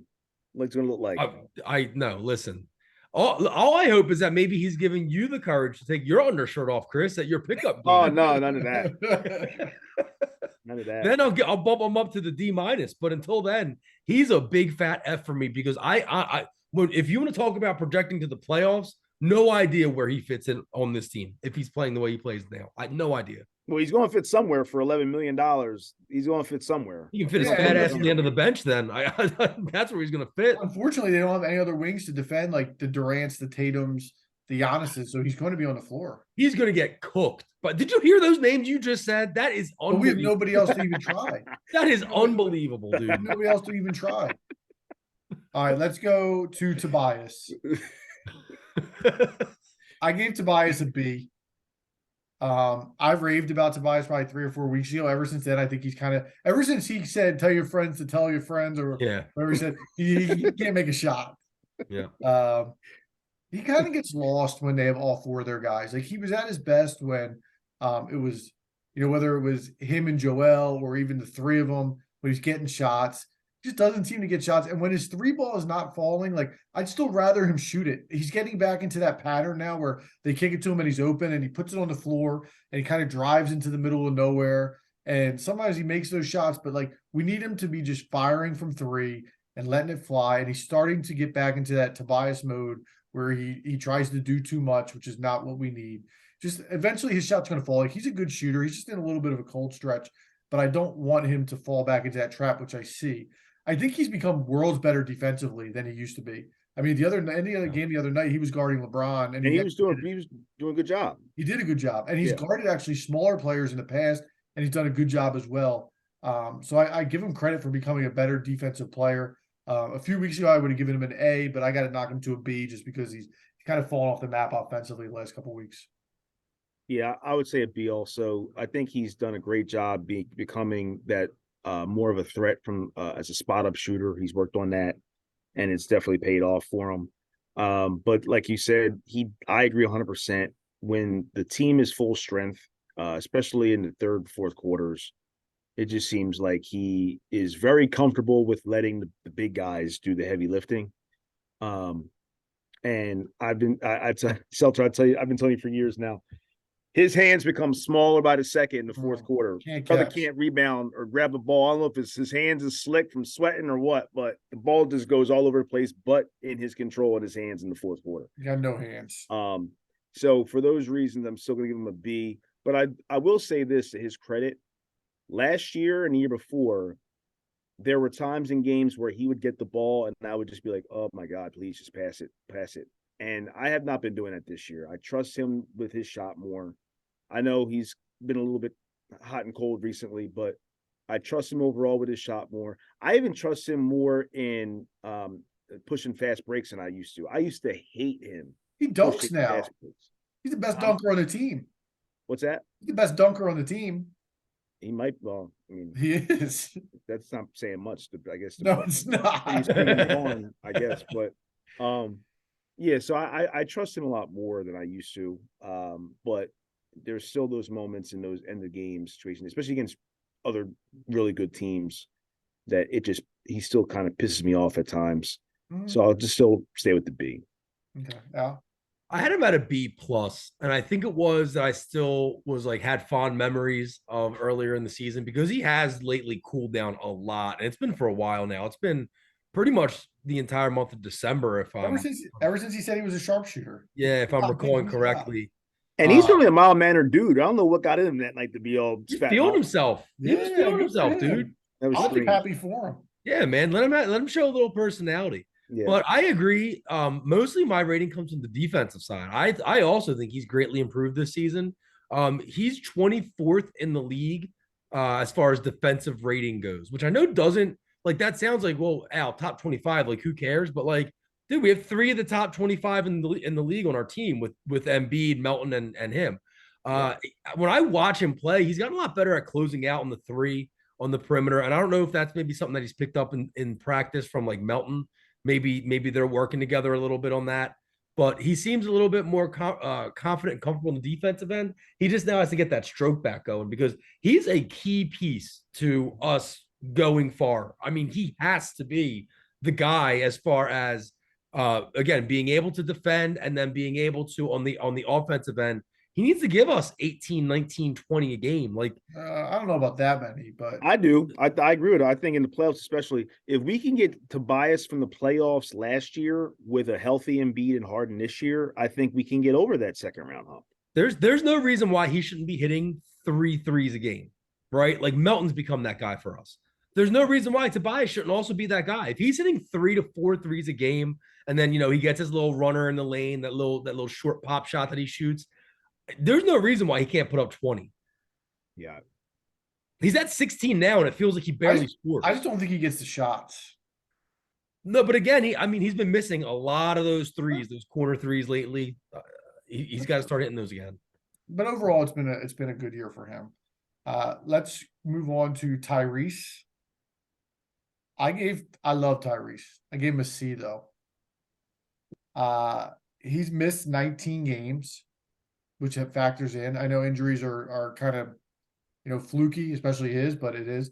Field goal percentage down from 48 to 45, 3-point percentage from 43 to 39, free throw percentage from 86 to 78 from last year. And just some notes, he's been really, really bad since he came back from his injury. Pre-injury, he was 23 points per game, 46% from the floor, 42 from three, 74 from the line, and he was getting 18 shots a game. Post-injury, he's 17 points per game, 43% from the floor, 32% from three, 87 from the line, but he's only getting 14 shots up per game. His defense has not improved. He's not gotten better defensively. It just, again, I don't know if the injury has set him back and he wasn't able to get shots up. I just don't think he's made the jump. I still have a lot of faith in him moving forward. I love watching him play. I'm not down on him as far as his future, but as far as what he's given me this year, I got to give him a C. We could talk about him getting demoted out of the starting lineup last night after we're done, but I have to give your grades.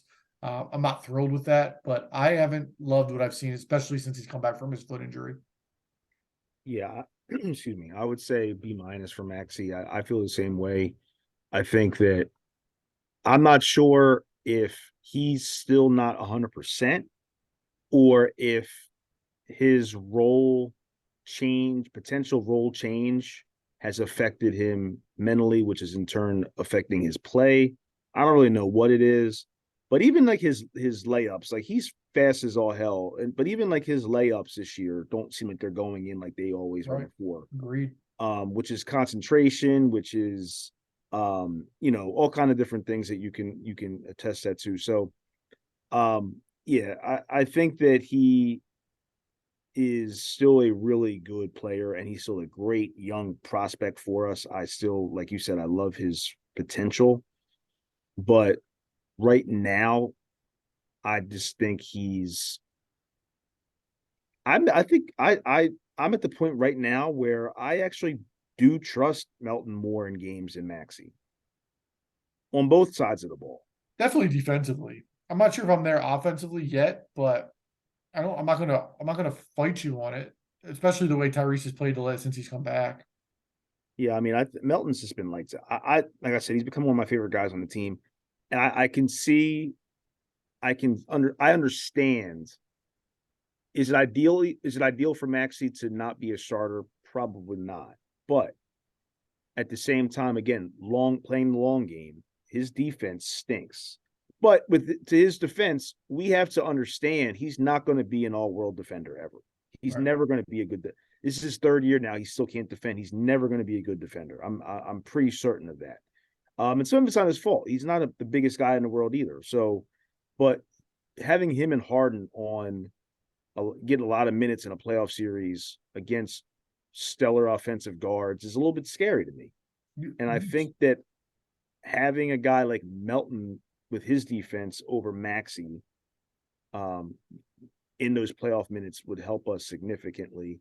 And Melton definitely doesn't hurt you offensively either. Like we've said, he's been lights out. He's having a career year. So, but yeah, I would say B- right now for Maxey. And to your point with the backcourt, like you've seen it the past few games. I understand regular season's different from playoffs, but like the dribble penetration defense the last 3 or 4 games has been horrible. Like Shai Gilgeous-Alexander, and granted, nobody really stopped Shai, but even the other night, like Talon Horton-Tucker, Jordan Clarkson, like those guys are getting in the lane at will, man. Horton-Tucker was embarrassing. That was just ridiculous. He's so fat too. Yeah, that was ridiculous.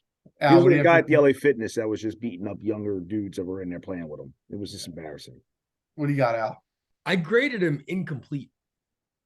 He's the kid that was absent for like a month, and then he comes back. You got to catch him up on all the projects and the assignments that he missed.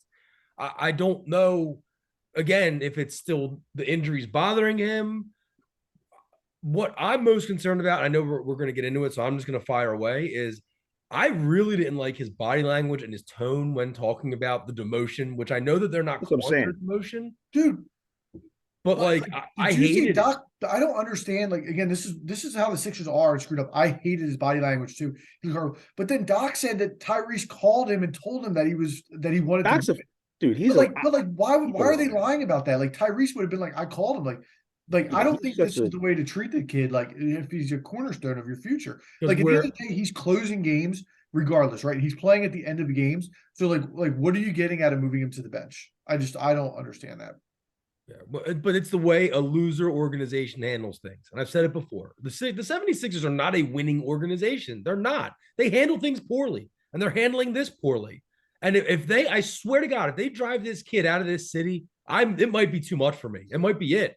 I might have to go back to being a Supersonics fan, or I might have to just like take up like I might be a soccer fan guest. I don't know. Hey, man, the water's Oh, I fine, see. bro. I've been swimming. I shouldn't I've have been said it swimming. out. I shouldn't have said it out loud. Here's I my only other apologize. thing with it is like while he's struggling, it's probably better to play him with Joel and James to get him better shots. Instead, you're putting him out there with the bench unit where he's got to create everything himself. Yeah, And you like gotta that's press. not good for his confidence if that shot's not going in. So I don't like the move. We'll see how it plays out. And to their credit, I mean, we'll see if it's true or not. I doubt it is. They said they're going to fluctuate the lineup depending on the matchup. So if they play guards that they don't necessarily worry, or they could not start PJ if teams are smaller, and then they start Melton, Maxey, and Harden, which seems to be the closing lineup. We'll see. Haven't we heard that before from Rick? Yeah, 100%. Like you're not fooling me. But listen, he does have to do his own work, man. He's got to improve on the defensive end. He's got to become a little pesky defender. Like Steph Curry goes out there and he's at least a bug. Like he's not a total afterthought on defense. Like you need to up your game a little bit. I don't know if it's also a coaching thing, like if they need to move to a little bit more zone when he's out there, but he's got to figure something out in the defensive end. You can't And they have been playing a little bit more zone recently, I think. a lot. Yeah. But like you look at it and like right now they would match up with Cleveland in the playoffs and like they can't stop those two guards. That's a They problem. have nobody to guard those guards. Yeah, but they have Wait a nobody minute, to guard wait a minute. Joel. Yeah, they do. They got more size than anybody. You Jared think Allen? you All think Jared right. so Allen and Evan Mobley. Like they you- got like nobody has the size to guard them, but like they're not small. I don't So have you- the talent to guard him, but No, nobody does. you Yeah. think that the Cavs would beat the Sixers in the 7-game series? I would be very nervous about it. I can't tell you what it would be, but like I don't see an answer to stopping the guards. Like we can't keep Talon Horton Tucker out of the lane. Do you think we can keep Darius Garland, Donovan Mitchell out of the lane? Yeah, that's one matchup I do not have a fear of in the East. Well, there's It's a a very bad good chance matchup. we're talking about that come April or May because I I think experience is a big thing in the NBA. sure, but Donovan Mitchell's dropping. I'm not talking about him, but they've got a lot of other kids on that team that still haven't had the Okay. experience the Sixers have had in the playoffs the last 6 years. I agree. I agree with that. hasn't been good experience. But they've still been there. Some of those Yeah. kids were still drinking Similac when the Sixers were in the playoffs in 2018. I think from an experience standpoint, I agree with you, but I think from a matchup standpoint, it's scary. Yeah. But- We'll agree to disagree on that one. We'll bookmark that conversation. It's a very let's go- interesting matchup. Let's go to the two superstars, James Harden. I give James a B plus. A what? A B plus. He's missed 15 games, so I had to ding him for that. But I think he's been extremely good, especially in the last couple of weeks. Like his offensive game he's been making big shots, especially in fourth quarters. Like the Lakers game the other night, he was carried us in the beginning of the fourth quarter. The Jazz game, he was awesome. The Jazz game, he was awesome. He's averaging 22, 7, and 11, 45% from the floor, 39 from three, 87 from the line. He's been clutch. And let's not act like Joel's averaging 34 has nothing to do with James Harden because James Harden spoon feeds him at least 3 or 4 buckets every single night. There was a debate early in the year, and we were all wrong in that we said that Tyrese Maxey might be the second best player on this team. James Harden's the second best player on this team. It's not really close, and I don't know where this team would be without him. If he stays healthy and if he plays like he's playing right now, I don't want to say this team would be a force in the playoffs, but this team is dangerous. I'll go a step further.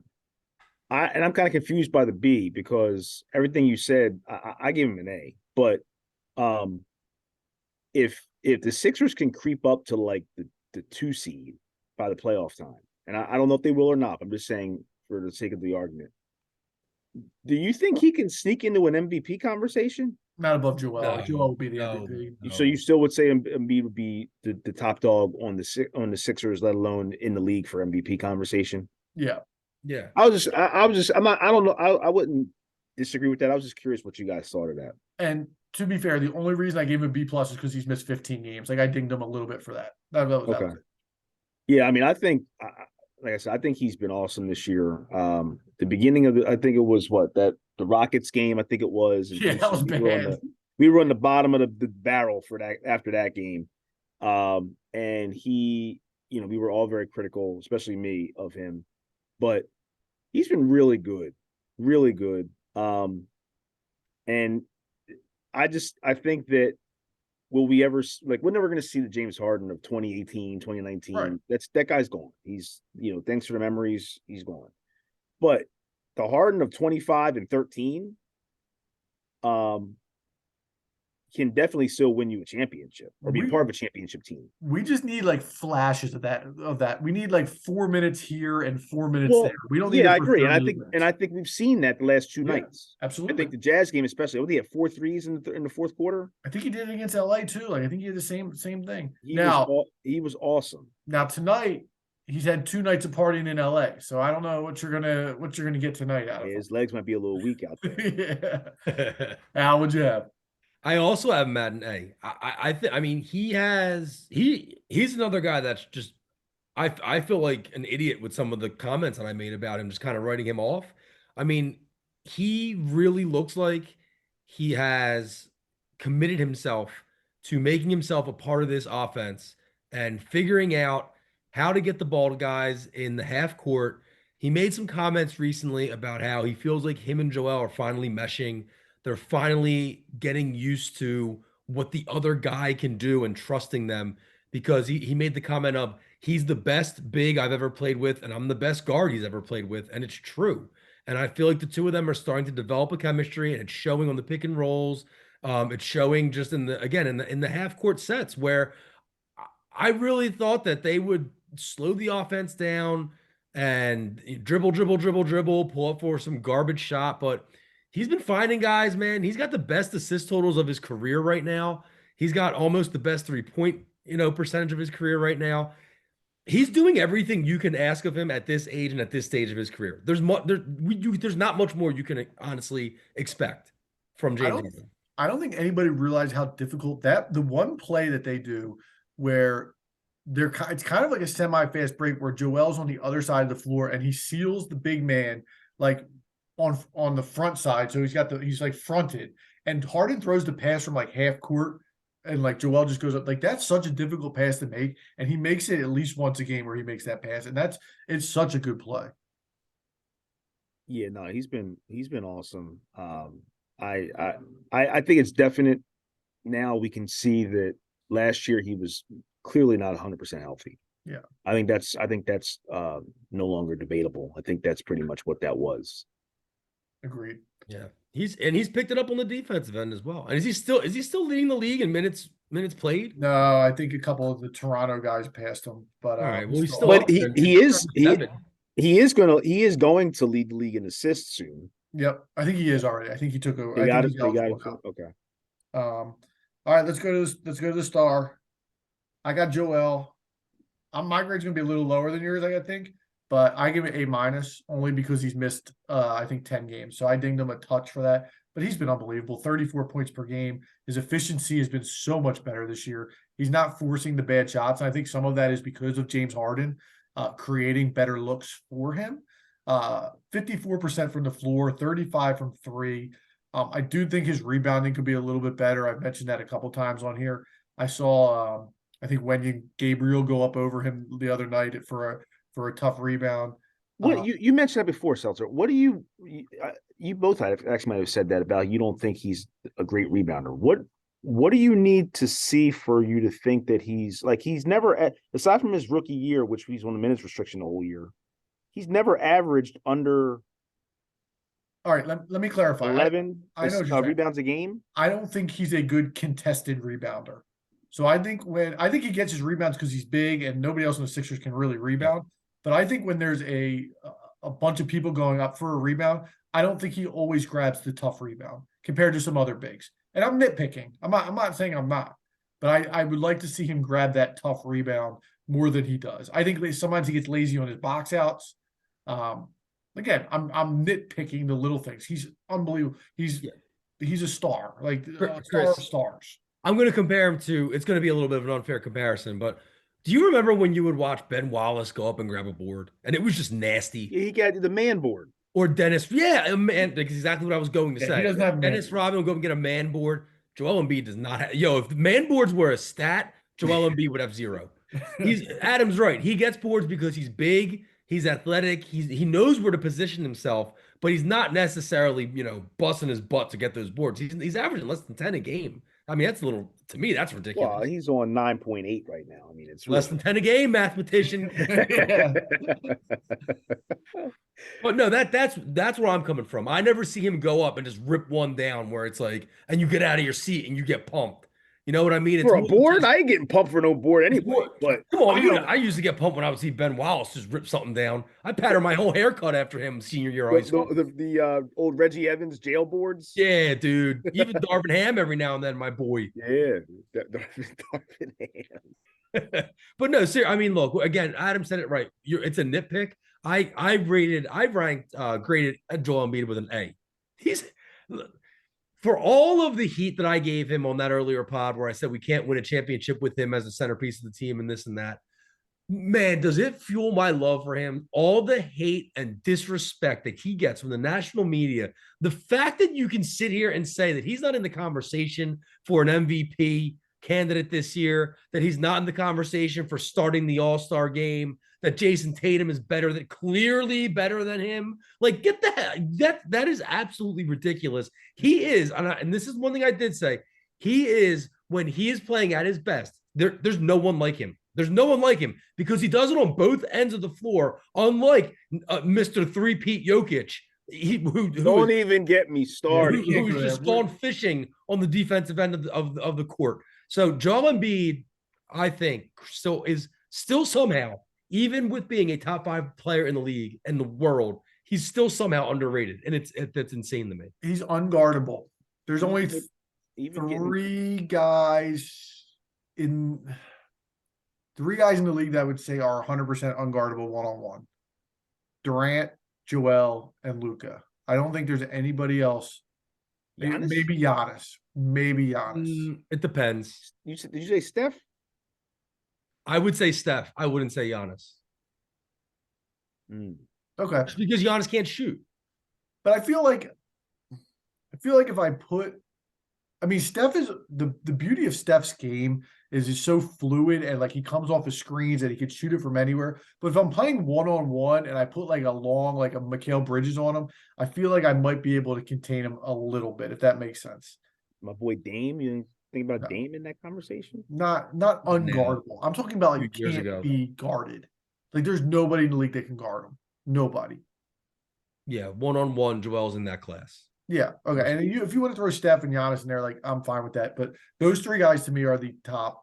Like there's no flaws in their game. And what I've come around on with Joel's game is, and I've done this, and I still do it. I'm guilty of it. He gets a lot of heat for that fadeaway jumper. How much heat did Dirk Nowitzki get for that fadeaway jumper? It's efficient as hell. I don't know why. Same damn jumper. He's got it. He's got it. It's the same damn thing. Let's just like love it because that's what we should be doing. And his shot from the elbow is just cash. It's just cash. It's unstoppable, like you said. So right, he's an A for me. We got two more quickly. Doc Rivers. So we trash Doc all the time. I give Doc a B-. I have to give him credit for the fact that this team is, what I say they are, 27-16. Is that right? They're what, 4th in the East right now, right? Tied 27-16. They're a half game out of second. And they've missed James Harden for 15 games. They've missed Joel Embiid for 10. They've missed Tyrese Maxey for, I think, 18 or 19, I said earlier. Still don't love his rotations. I don't love the fact that he put Tyrese Maxey on the bench. I don't love a lot of his moves. I don't trust him as far as I can throw him. But at the end of the day, they're in the mix, and they've had a lot of injuries, and I have to tip my cap for that. So I gave him a B-. Kind of hurt my soul to grade him that high, but he's done an okay job considering where they are at this point. I just think when I look at coaches, aside from X's and O's, I look at leadership, and Rivers' leadership is trash. It's trash. It's absolute trash. And as far as X's and O's are concerned, as far as he still doesn't have a clue how to manage the bench. I still think he specifically still doesn't know how to manage Embiid's backup situation. He's still trying to go back and forth with that, which is not getting anybody comfortable in any of their roles. He still has no idea when to friggin' challenge a damn call. He still basically blames the team when they lose every time. How many times we hear him say, well, we weren't ready to play tonight. We just didn't match the energy that the team had. Whose fault is that? That's your fault. That's part of your fault. That's part of your job as a coach. Hear you on that, but like get your that team happens up for to every games during a team. long NBA season. That happens to every team. You never hear of, but here's the difference. Other coaches will say, I did a poor job of getting this to execute. I did a poor job of doing this. Poor job. He never says that. I know. You've never heard Glenn Rivers say, I did a poor job of doing this or that with this team, ever. No, I agree with that. And so, with all that being said, I still stick to, I still can't be behind him as a leader of men. Still can't get behind him as a championship caliber coach. I think that they're winning in spite of him. I think that they still have a lot of guys when they interview them after games that they talk about, well, this guy, that guy, put me in a, work with me in the gym after in practice, this and that. No one, at least I haven't heard anybody say, coach has done this with me. Coach has done that with me. I don't hear that. So I'm still giving him an F. I'm giving him an F. He's not a leader to me. All right, that's fair. Yeah. I guess I'm somewhere in between because I'm giving him a C, and it's because of a little bit of what Chris said, and it's a little bit of what Adam said. I don't like the fact that it really does seem like he sits on his throne and coaches from the throne. And these guys, like Chris said, I've never heard a comment of like, oh man, love what coach did today, or oh man, we had so much fun. Right. Like they just don't look like it's the exact opposite of what we saw with Rob Thompson and the Phillies. It is the exact opposite. Yep. And you hate to see that. But I have to give him credit, a little bit of credit for what Adam brought up, which is the record. However, the only caveat to that is they have played arguably the easiest schedule in the NBA. It's not arguable. They have played they have the hardest schedule in the NBA coming forward. Right. I mean, he's weathered this. He's helped this team weather the storm through some injuries. However, the worst is yet to come. So let's see what happens second half of the year with our good pal Coach Rivers. But I'll give him a C for now. If you look up online, there was an interview. I forget the network, but they interviewed Sam Cassell, and one of the questions was about the development of Maxey, and Sam Cassell said that he went up to Rivers and said and basically begged him, let this kid play. He's not going to get better if he's just sitting here. He has it. We can see it in practice. He has it. Let him play. You'll see that more. And ever since that conversation occurred, this kid has been playing more and showing the world who he is and what he can be. So I don't even know, like, again, like Al's point, when have you heard not just a player, but anybody within the Sixers organization talk about a player's development specifically from Glenn Rivers? No, I mean, they've got a murderer's row coaching staff. I will give him credit for that, or whoever, Morey, whoever, credit for putting that coaching staff together. They have about 3 guys on that coaching staff that would be and have been, except for Cassell, who will one day be a head coach. And they're all, from all accounts, good teachers as well. I don't know how much he's doing actually in practices to make anybody better, especially not more than those guys. So I don't even know what he's doing to earn. And Seltzer, you pretty much proved my point by saying everything you said, and then you gave him what'd you give him? I give him B-. I don't see that. That's fine. I hear every point that you guys are making. So this segment has gone pretty far. So I have one last one to do, but I just want you to give me the letter grade because we've dissected everything as far. Overall, the team on the first half of the year, I'll give them a B. I'll go B plus. I go B also. Okay. So we'll see the second half of the year. Again, the most difficult schedule the rest of the way. They are currently up 6-4 early on against the Clippers. We're going to be back with segment 3. We're going to do something different. We're going to discuss the best teams that we've seen to never win a championship. So we will be right back. Give me. All right.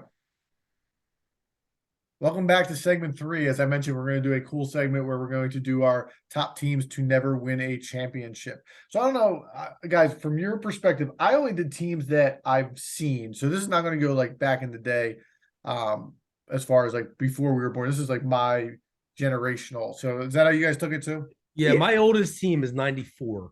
Okay. We might have the same squad, Al. Uh-oh. All right. So we're going to pass it to Chris. Chris, you're going to give us your list, and then we'll chime in if we have similarities on our list. Sure. So, and also this is a subjective list. So like, it doesn't have to be like, all right, well, statistically this team did this and that.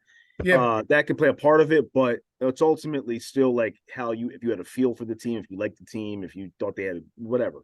but if you have there's two teams that need to be on everybody's list, and if they're not, Yeah, I mean, ideally you would say okay, well we'll find out. Chris is All just sick of getting bashed over these lists. He's nervous. Well, I now could that have said I that. could have the friggin' 2020 Heaven Squad led by Jesus and Moses, and you'd still be like, nah, what the hell, guess? Yeah, I'm very interested to hear who you think these two teams are. I don't think I have them, but go ahead. The must-have teams. Yeah, Yeah. I don't think I have them. So the first one is the 2015-16 Warriors. So wait, is that number 5 or is that number 1? Go No, 5 number to one. 1. Go 5 to 1.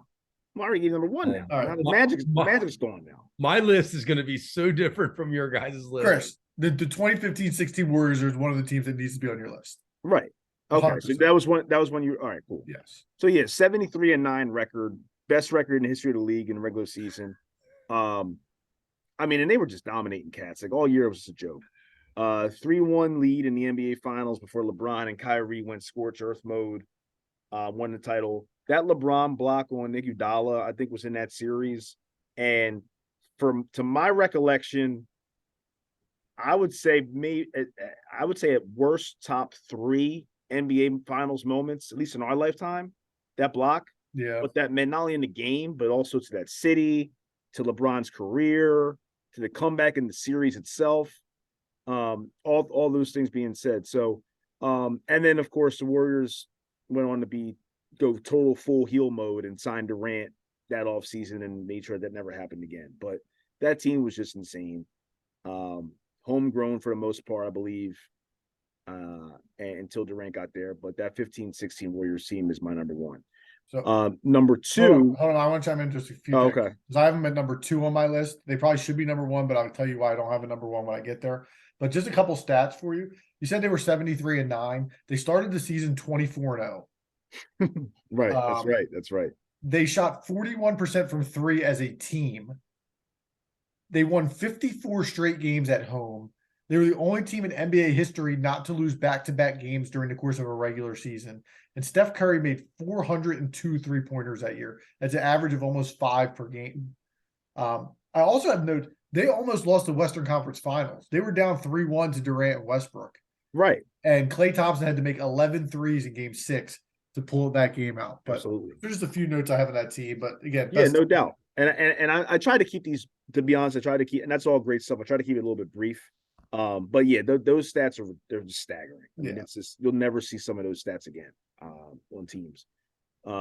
So number 2 I have, and that's my second team that's a must-have in my opinion, the 2007 Patriots. Yeah, that was the second team that it was Okay. a must-have. So the Al doesn't have either of them. I don't know. Swing and a miss, boys. Yeah. I'll explain why. It's going to make sense when I explain why, but I don't think it's going to. it's gonna be a hard sell, bro. it'll make sense. But for those who don't know, I don't know where you've been at if you don't, but only 16-0 team ever in the history of the league. Tom Brady in his prime. False. 50 Oh, yeah, touchdown. no, sorry. Huh? Was the Dolphins 16 now? No, they were overall 14? for the season they were, but not in regular season. Okay. So they're the only team to ever win 18 games in a season, technically. And again, like I said, Brady in his prime, 50 touchdown passes, only 8 interceptions. Randy Moss having that season, the 23 touchdowns. And I believe, if I remember correctly, they got him for like what, a 4th round pick or something ridiculous from the Raiders. They set the record for points scored in a season at that time, and all that to lose to the Giants in the Super Bowl, who weren't even looked at as a team that would probably even get there anyway, let alone beat the Patriots. And they came away with the ring, highway robbery that year in 2007 from New England.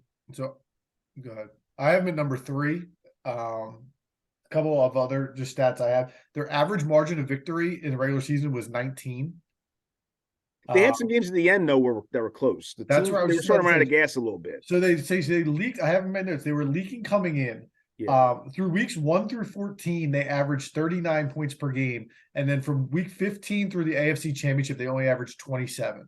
So they started to leak a little oil. And in the last week of the season, they played the Giants, and they only won by 3 in New York, I believe, 35. or Jersey. But they were 12, depending where you look, they were between 12 and 13 point favorites in that Super Bowl. And obviously just a monster letdown. Yeah, and that just goes to show you, especially like other, anybody that's a casual NFL fan, how hard it is to win in the NFL. It's such a hard league to win. All the reason why a 14-win team should not be afraid of anybody going into the playoffs. But anyway, number 3. Now it gets a little personal. 2001, 2002 Sacramento Kings. The Sacramento Kings that year were the best team in the league, 61-21 record. Star power with Chris Webber, Mike Bibby, Christie, and Turkoglu was their snipers. Peja Stojakovic, who made every shot. Bobby Jackson, 6th man of the year. Vlade Divac, who was good at the time, but if Vlade played today, might not even be in the NBA. I don't even know if his skill set translates at all. I think Vlade could have extended his game out to the 3. You wouldn't want Vlade as your backup center on the Sixers right now?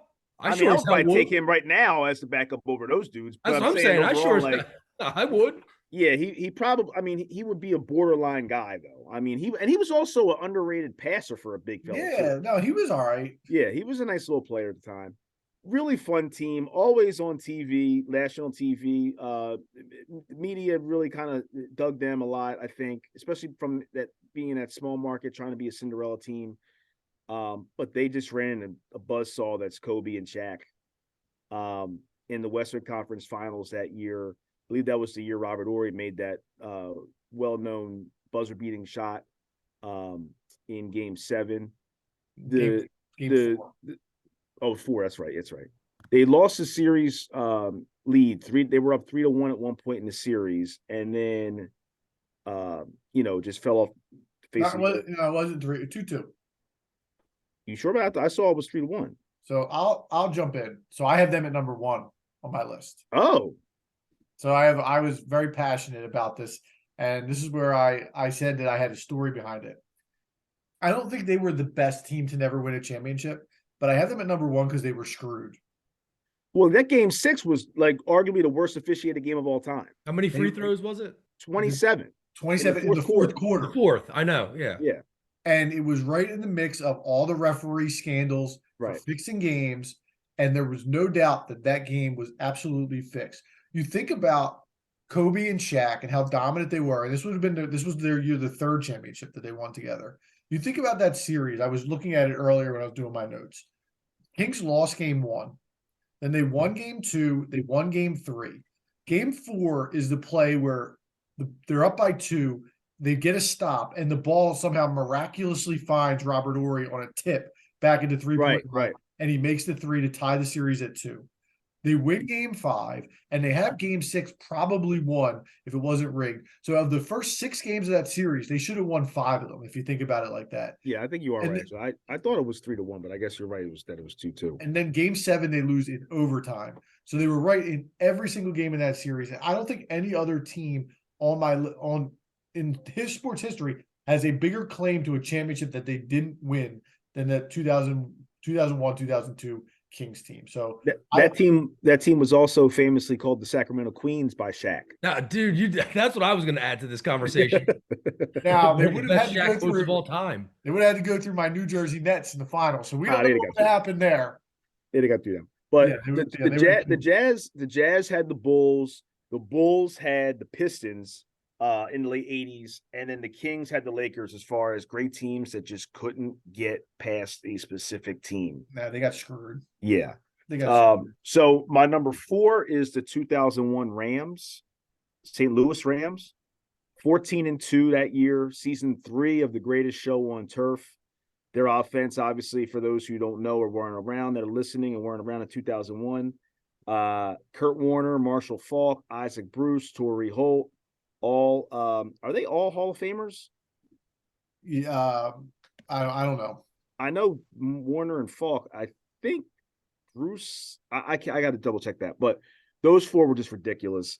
3rd season in a row that they scored 500 or more points in the season. They outgained their opponents by over 2,200 yards, outscored them by over 230 points. They had a plus 230. Like, that's insane. All to somehow lose to the Cinderella Patriots that year with some young, dumb quarterback named Tom Brady in Super Bowl 36. So I might not even have to do a list. I have the Rams at number 5. Okay. I don't really have anything else to add. You hit all my notes. I'll just add they were 14-point favorites in that Super Bowl. Yeah, that team was insane. I mean, they Yeah, were that just team was really, really good. You hit on all the points. I have nothing else to add. I have them at number 5. and then my number 5, my personal favorite, and I'm thinking this might be a team on Al's list. Speaking of Shaq Daddy, the 94-95 Orlando Magic. Is that the team, Al? Got him. The combo of Shaq and Penny Hardaway was as a 10-year-old kid, was like really brought me into full force into the NBA. That was my favorite team growing up. I had the Shaq, the hypnotic sneaks with the looked like a hypnosis kind of spiral on it. I had all them. They were just not just like on the court, but even their off the court personas. They had the Little Penny on the commercials that was voiced by Chris Rock. They were just stars, man. They had everything. They were it. Shaq had I said on my notes, Shaq had to walk with Penny so he could run with Kobe, because that probably was the predecessor officially, I think, to the Shaq and Kobe era. Was it probably should have there may not have been a Shaq and Kobe if Shaq and Penny had won titles.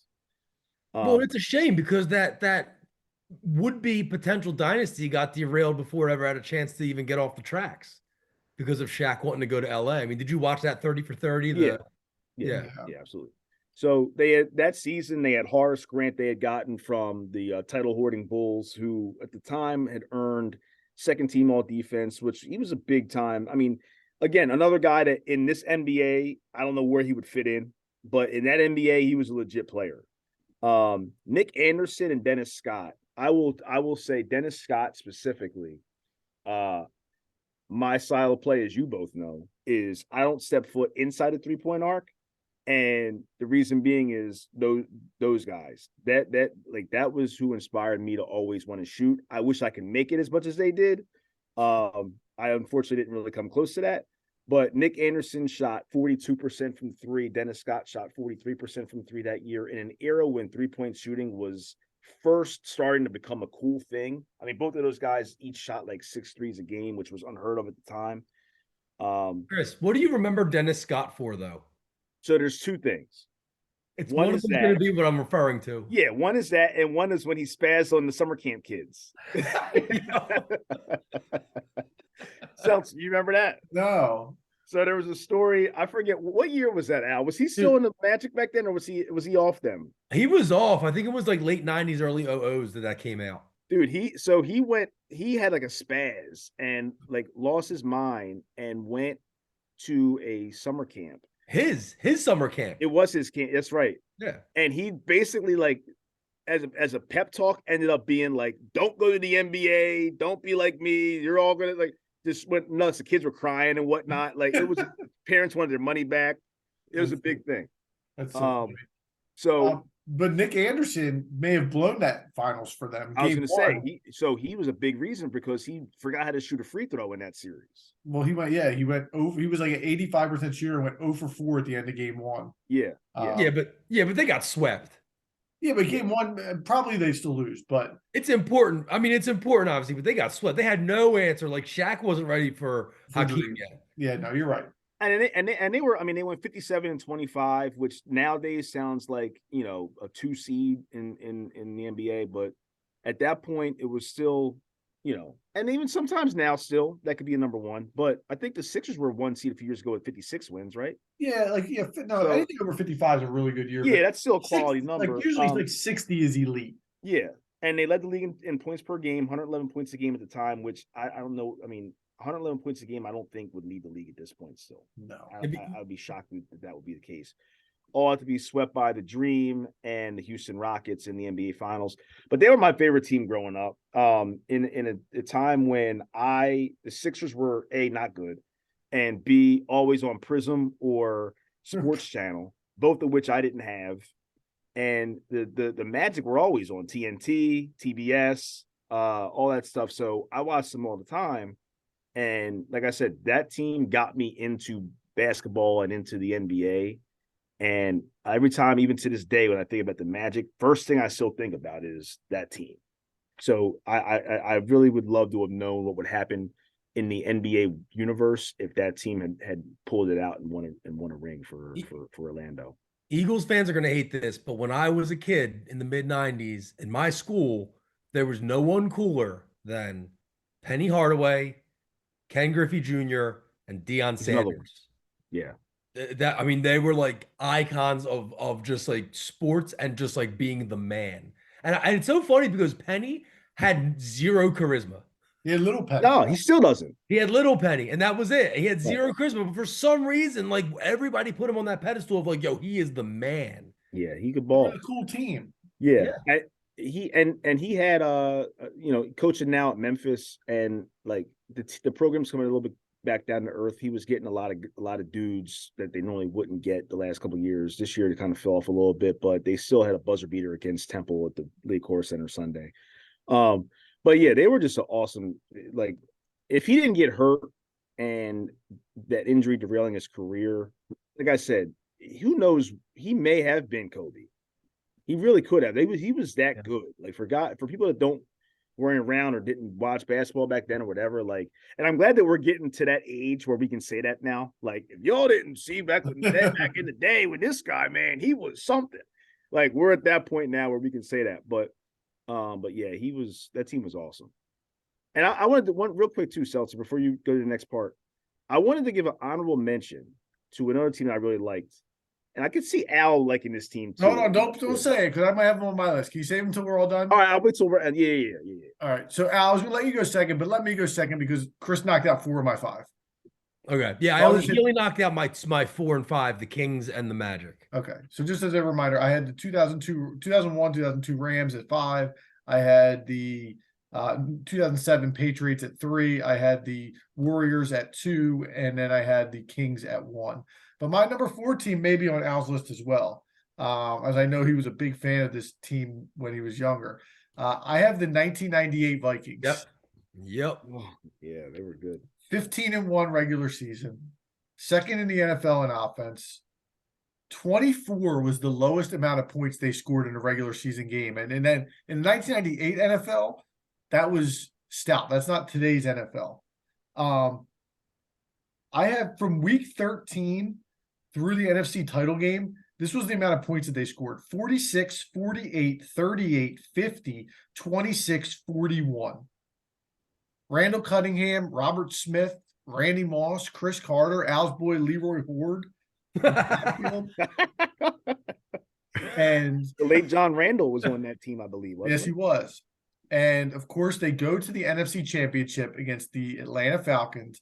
And Gary Anderson, who has not missed a field goal or an extra point the entire season, misses a 38-yard field goal late in the fourth quarter, which would have extended the lead to 10 and basically iced the game. Atlanta comes back, wins the game in overtime, and the Dirty Bird goes to the Super Bowl to lose to the Denver Broncos. But that team was dominant. Juggernaut.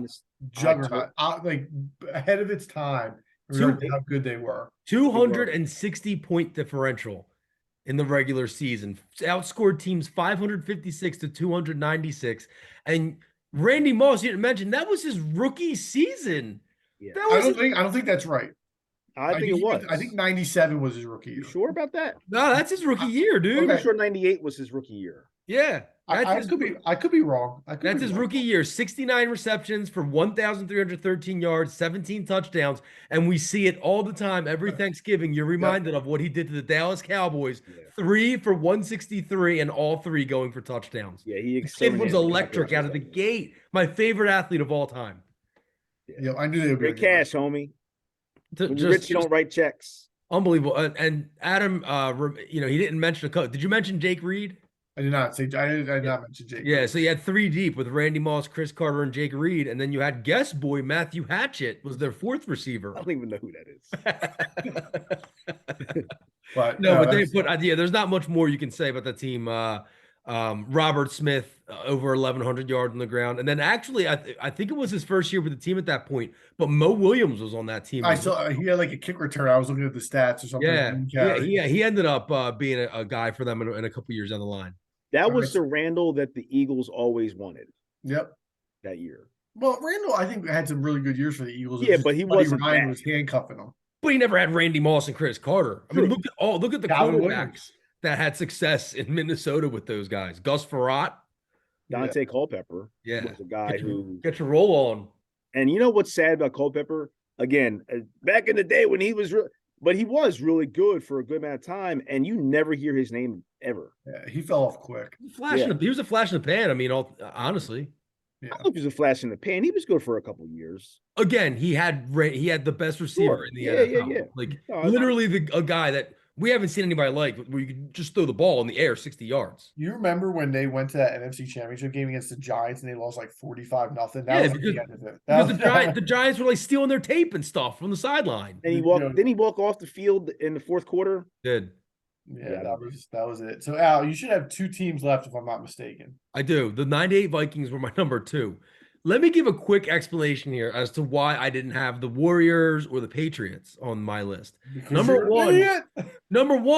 it was completely subjective. I picked teams that I liked. No, that's fine. That's fine. fine. But you can't. But you can't like. If the They assignment were was so to pick far the ahead of best it, though, team, I don't know if it's still a valid excuse. yeah, the assignment was to pick the best teams. I I didn't thought like it the was Warriors, but to like pick my favorite team that didn't win a title. But the other thing was, for some reason, I just made this up myself. I picked teams that like didn't win a title like potentially ever. it wasn't just that one season. Like that one season. That's a fairer statement. Like the Warriors had won. Right, like it was just like a whole decade of like crap for that team or that organization. Kind of like the Sixers right now, minus the dominance. Because I mean, look, if you look at what the Magic, they've never won a title, right? I don't know. No. Yeah, Magic never won one. The Kings never have. The Vikings never have, right? Am I not mistaken? the Kings haven't won in Sacramento. They may have won before they got there. I forget. I don't know. All right, yeah. So all my teams, I don't think these teams ever won. Yeah. All right, so the 98 Vikings won my 2. My I'll go 3 and then 1. My 3 were the 1995 then Cleveland Indians. Now Cleveland, Dude, Guardians. Is that the team you were thinking of, Chris? not 95. I was going to say 97. Dude, wait till you hear this. That team was loaded. Was absolutely stacked. So first of all, that's a strike shortened season. They only played 144 games. That team won 100 games.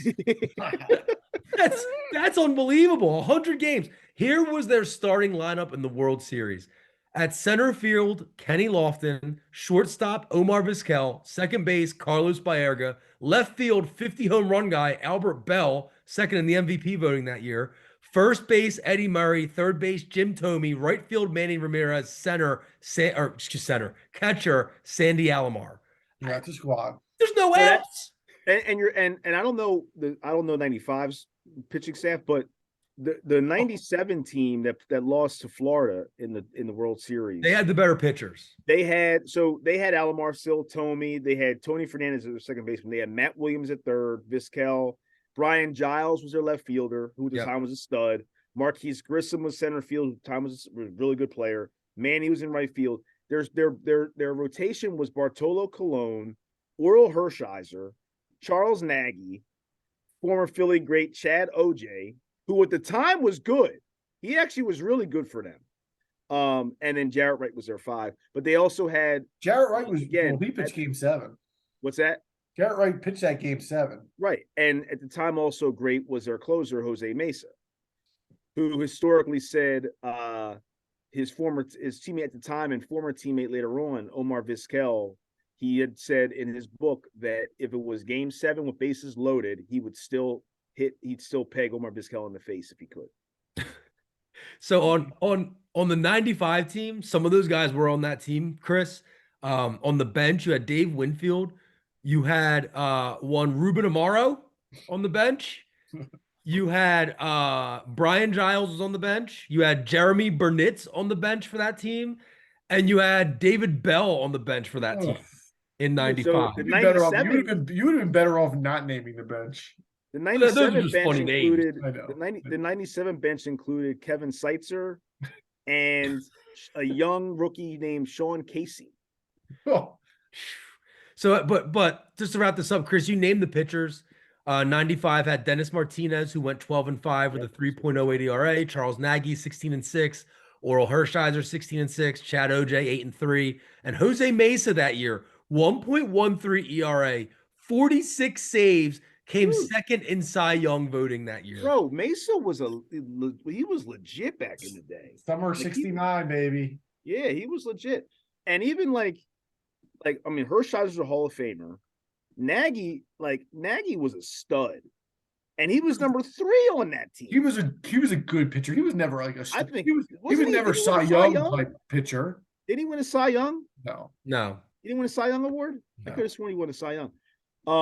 But yeah, those teams were really good. And it's crazy because they lost to a team like the Florida Marlins. Like, it's good. And They were stacked. Yeah. They were, yeah, but they bought the I mean, they like these guys, a lot of these guys weren't bought necessarily from the Indians, but the Marlins were like just straight up just theft. The most expensive salary, so had things changed, on the 97 Indians was Matt Williams, who made $7.1 million that year. And that was a pretty good contract. And then second was David Justice, who wasn't even on the roster at the time, when I don't believe, as far as he might have been a bench guy, but he wasn't in the lineup every day for them. But he made $6.3 million. So before I move to my next team, just real quick, that 95 Cleveland team lost to the Braves. Right. Yep. In the World Series. Do you guys have any idea what Maddox's numbers were that year? I bet you his ERA was probably maybe just over 2. Yeah, I bet you he only walked like 12 guys the entire season. He was 19-2 with a 1.63 ERA, 10 complete games, 3 shutouts, 101 strikeouts to 23 walks. And Are that's you was kidding me? And that was in an era where like dudes were juicing up, all kind of stuff was going on. He was still mowing dudes That down. was a little before the juice. A little bit. Dude, Jose No. Canseco was on juice in like 88. And I know they were all juiced. juicing. Dude, Maddox did it with like control and precision, man. Oh yeah, no doubt. But He wasn't a power the peak pitcher. steroid era was like 97, 97, 98. like Yeah. But I'm saying, but that's when we found out about it. Yeah, but like apparently like it picked up big time right after the strike. So I don't think it was like 95 and it fully gained the steam. 97, yeah. Yeah, I'm talking about, yeah. I mean, I was talking 95. Right. Yeah. Right. All right, so who's your other team out that you have on there? Number one, my favorite team as a kid in the NBA. The I got Sonics. The 95-96 Seattle Supersonics. Yeah, me and Al are on the same page. That was I knew one of you would have that. yeah, I was close to putting them on mine too. The year where they unleashed the new logo with like the dark red, dark green, the space needle going through the S. And it was such a 90s logo too. Such a 90s logo, the cartoonish feel to it. That year, Sean, Jesus God, dude. Gary Sean Payton. Burrow?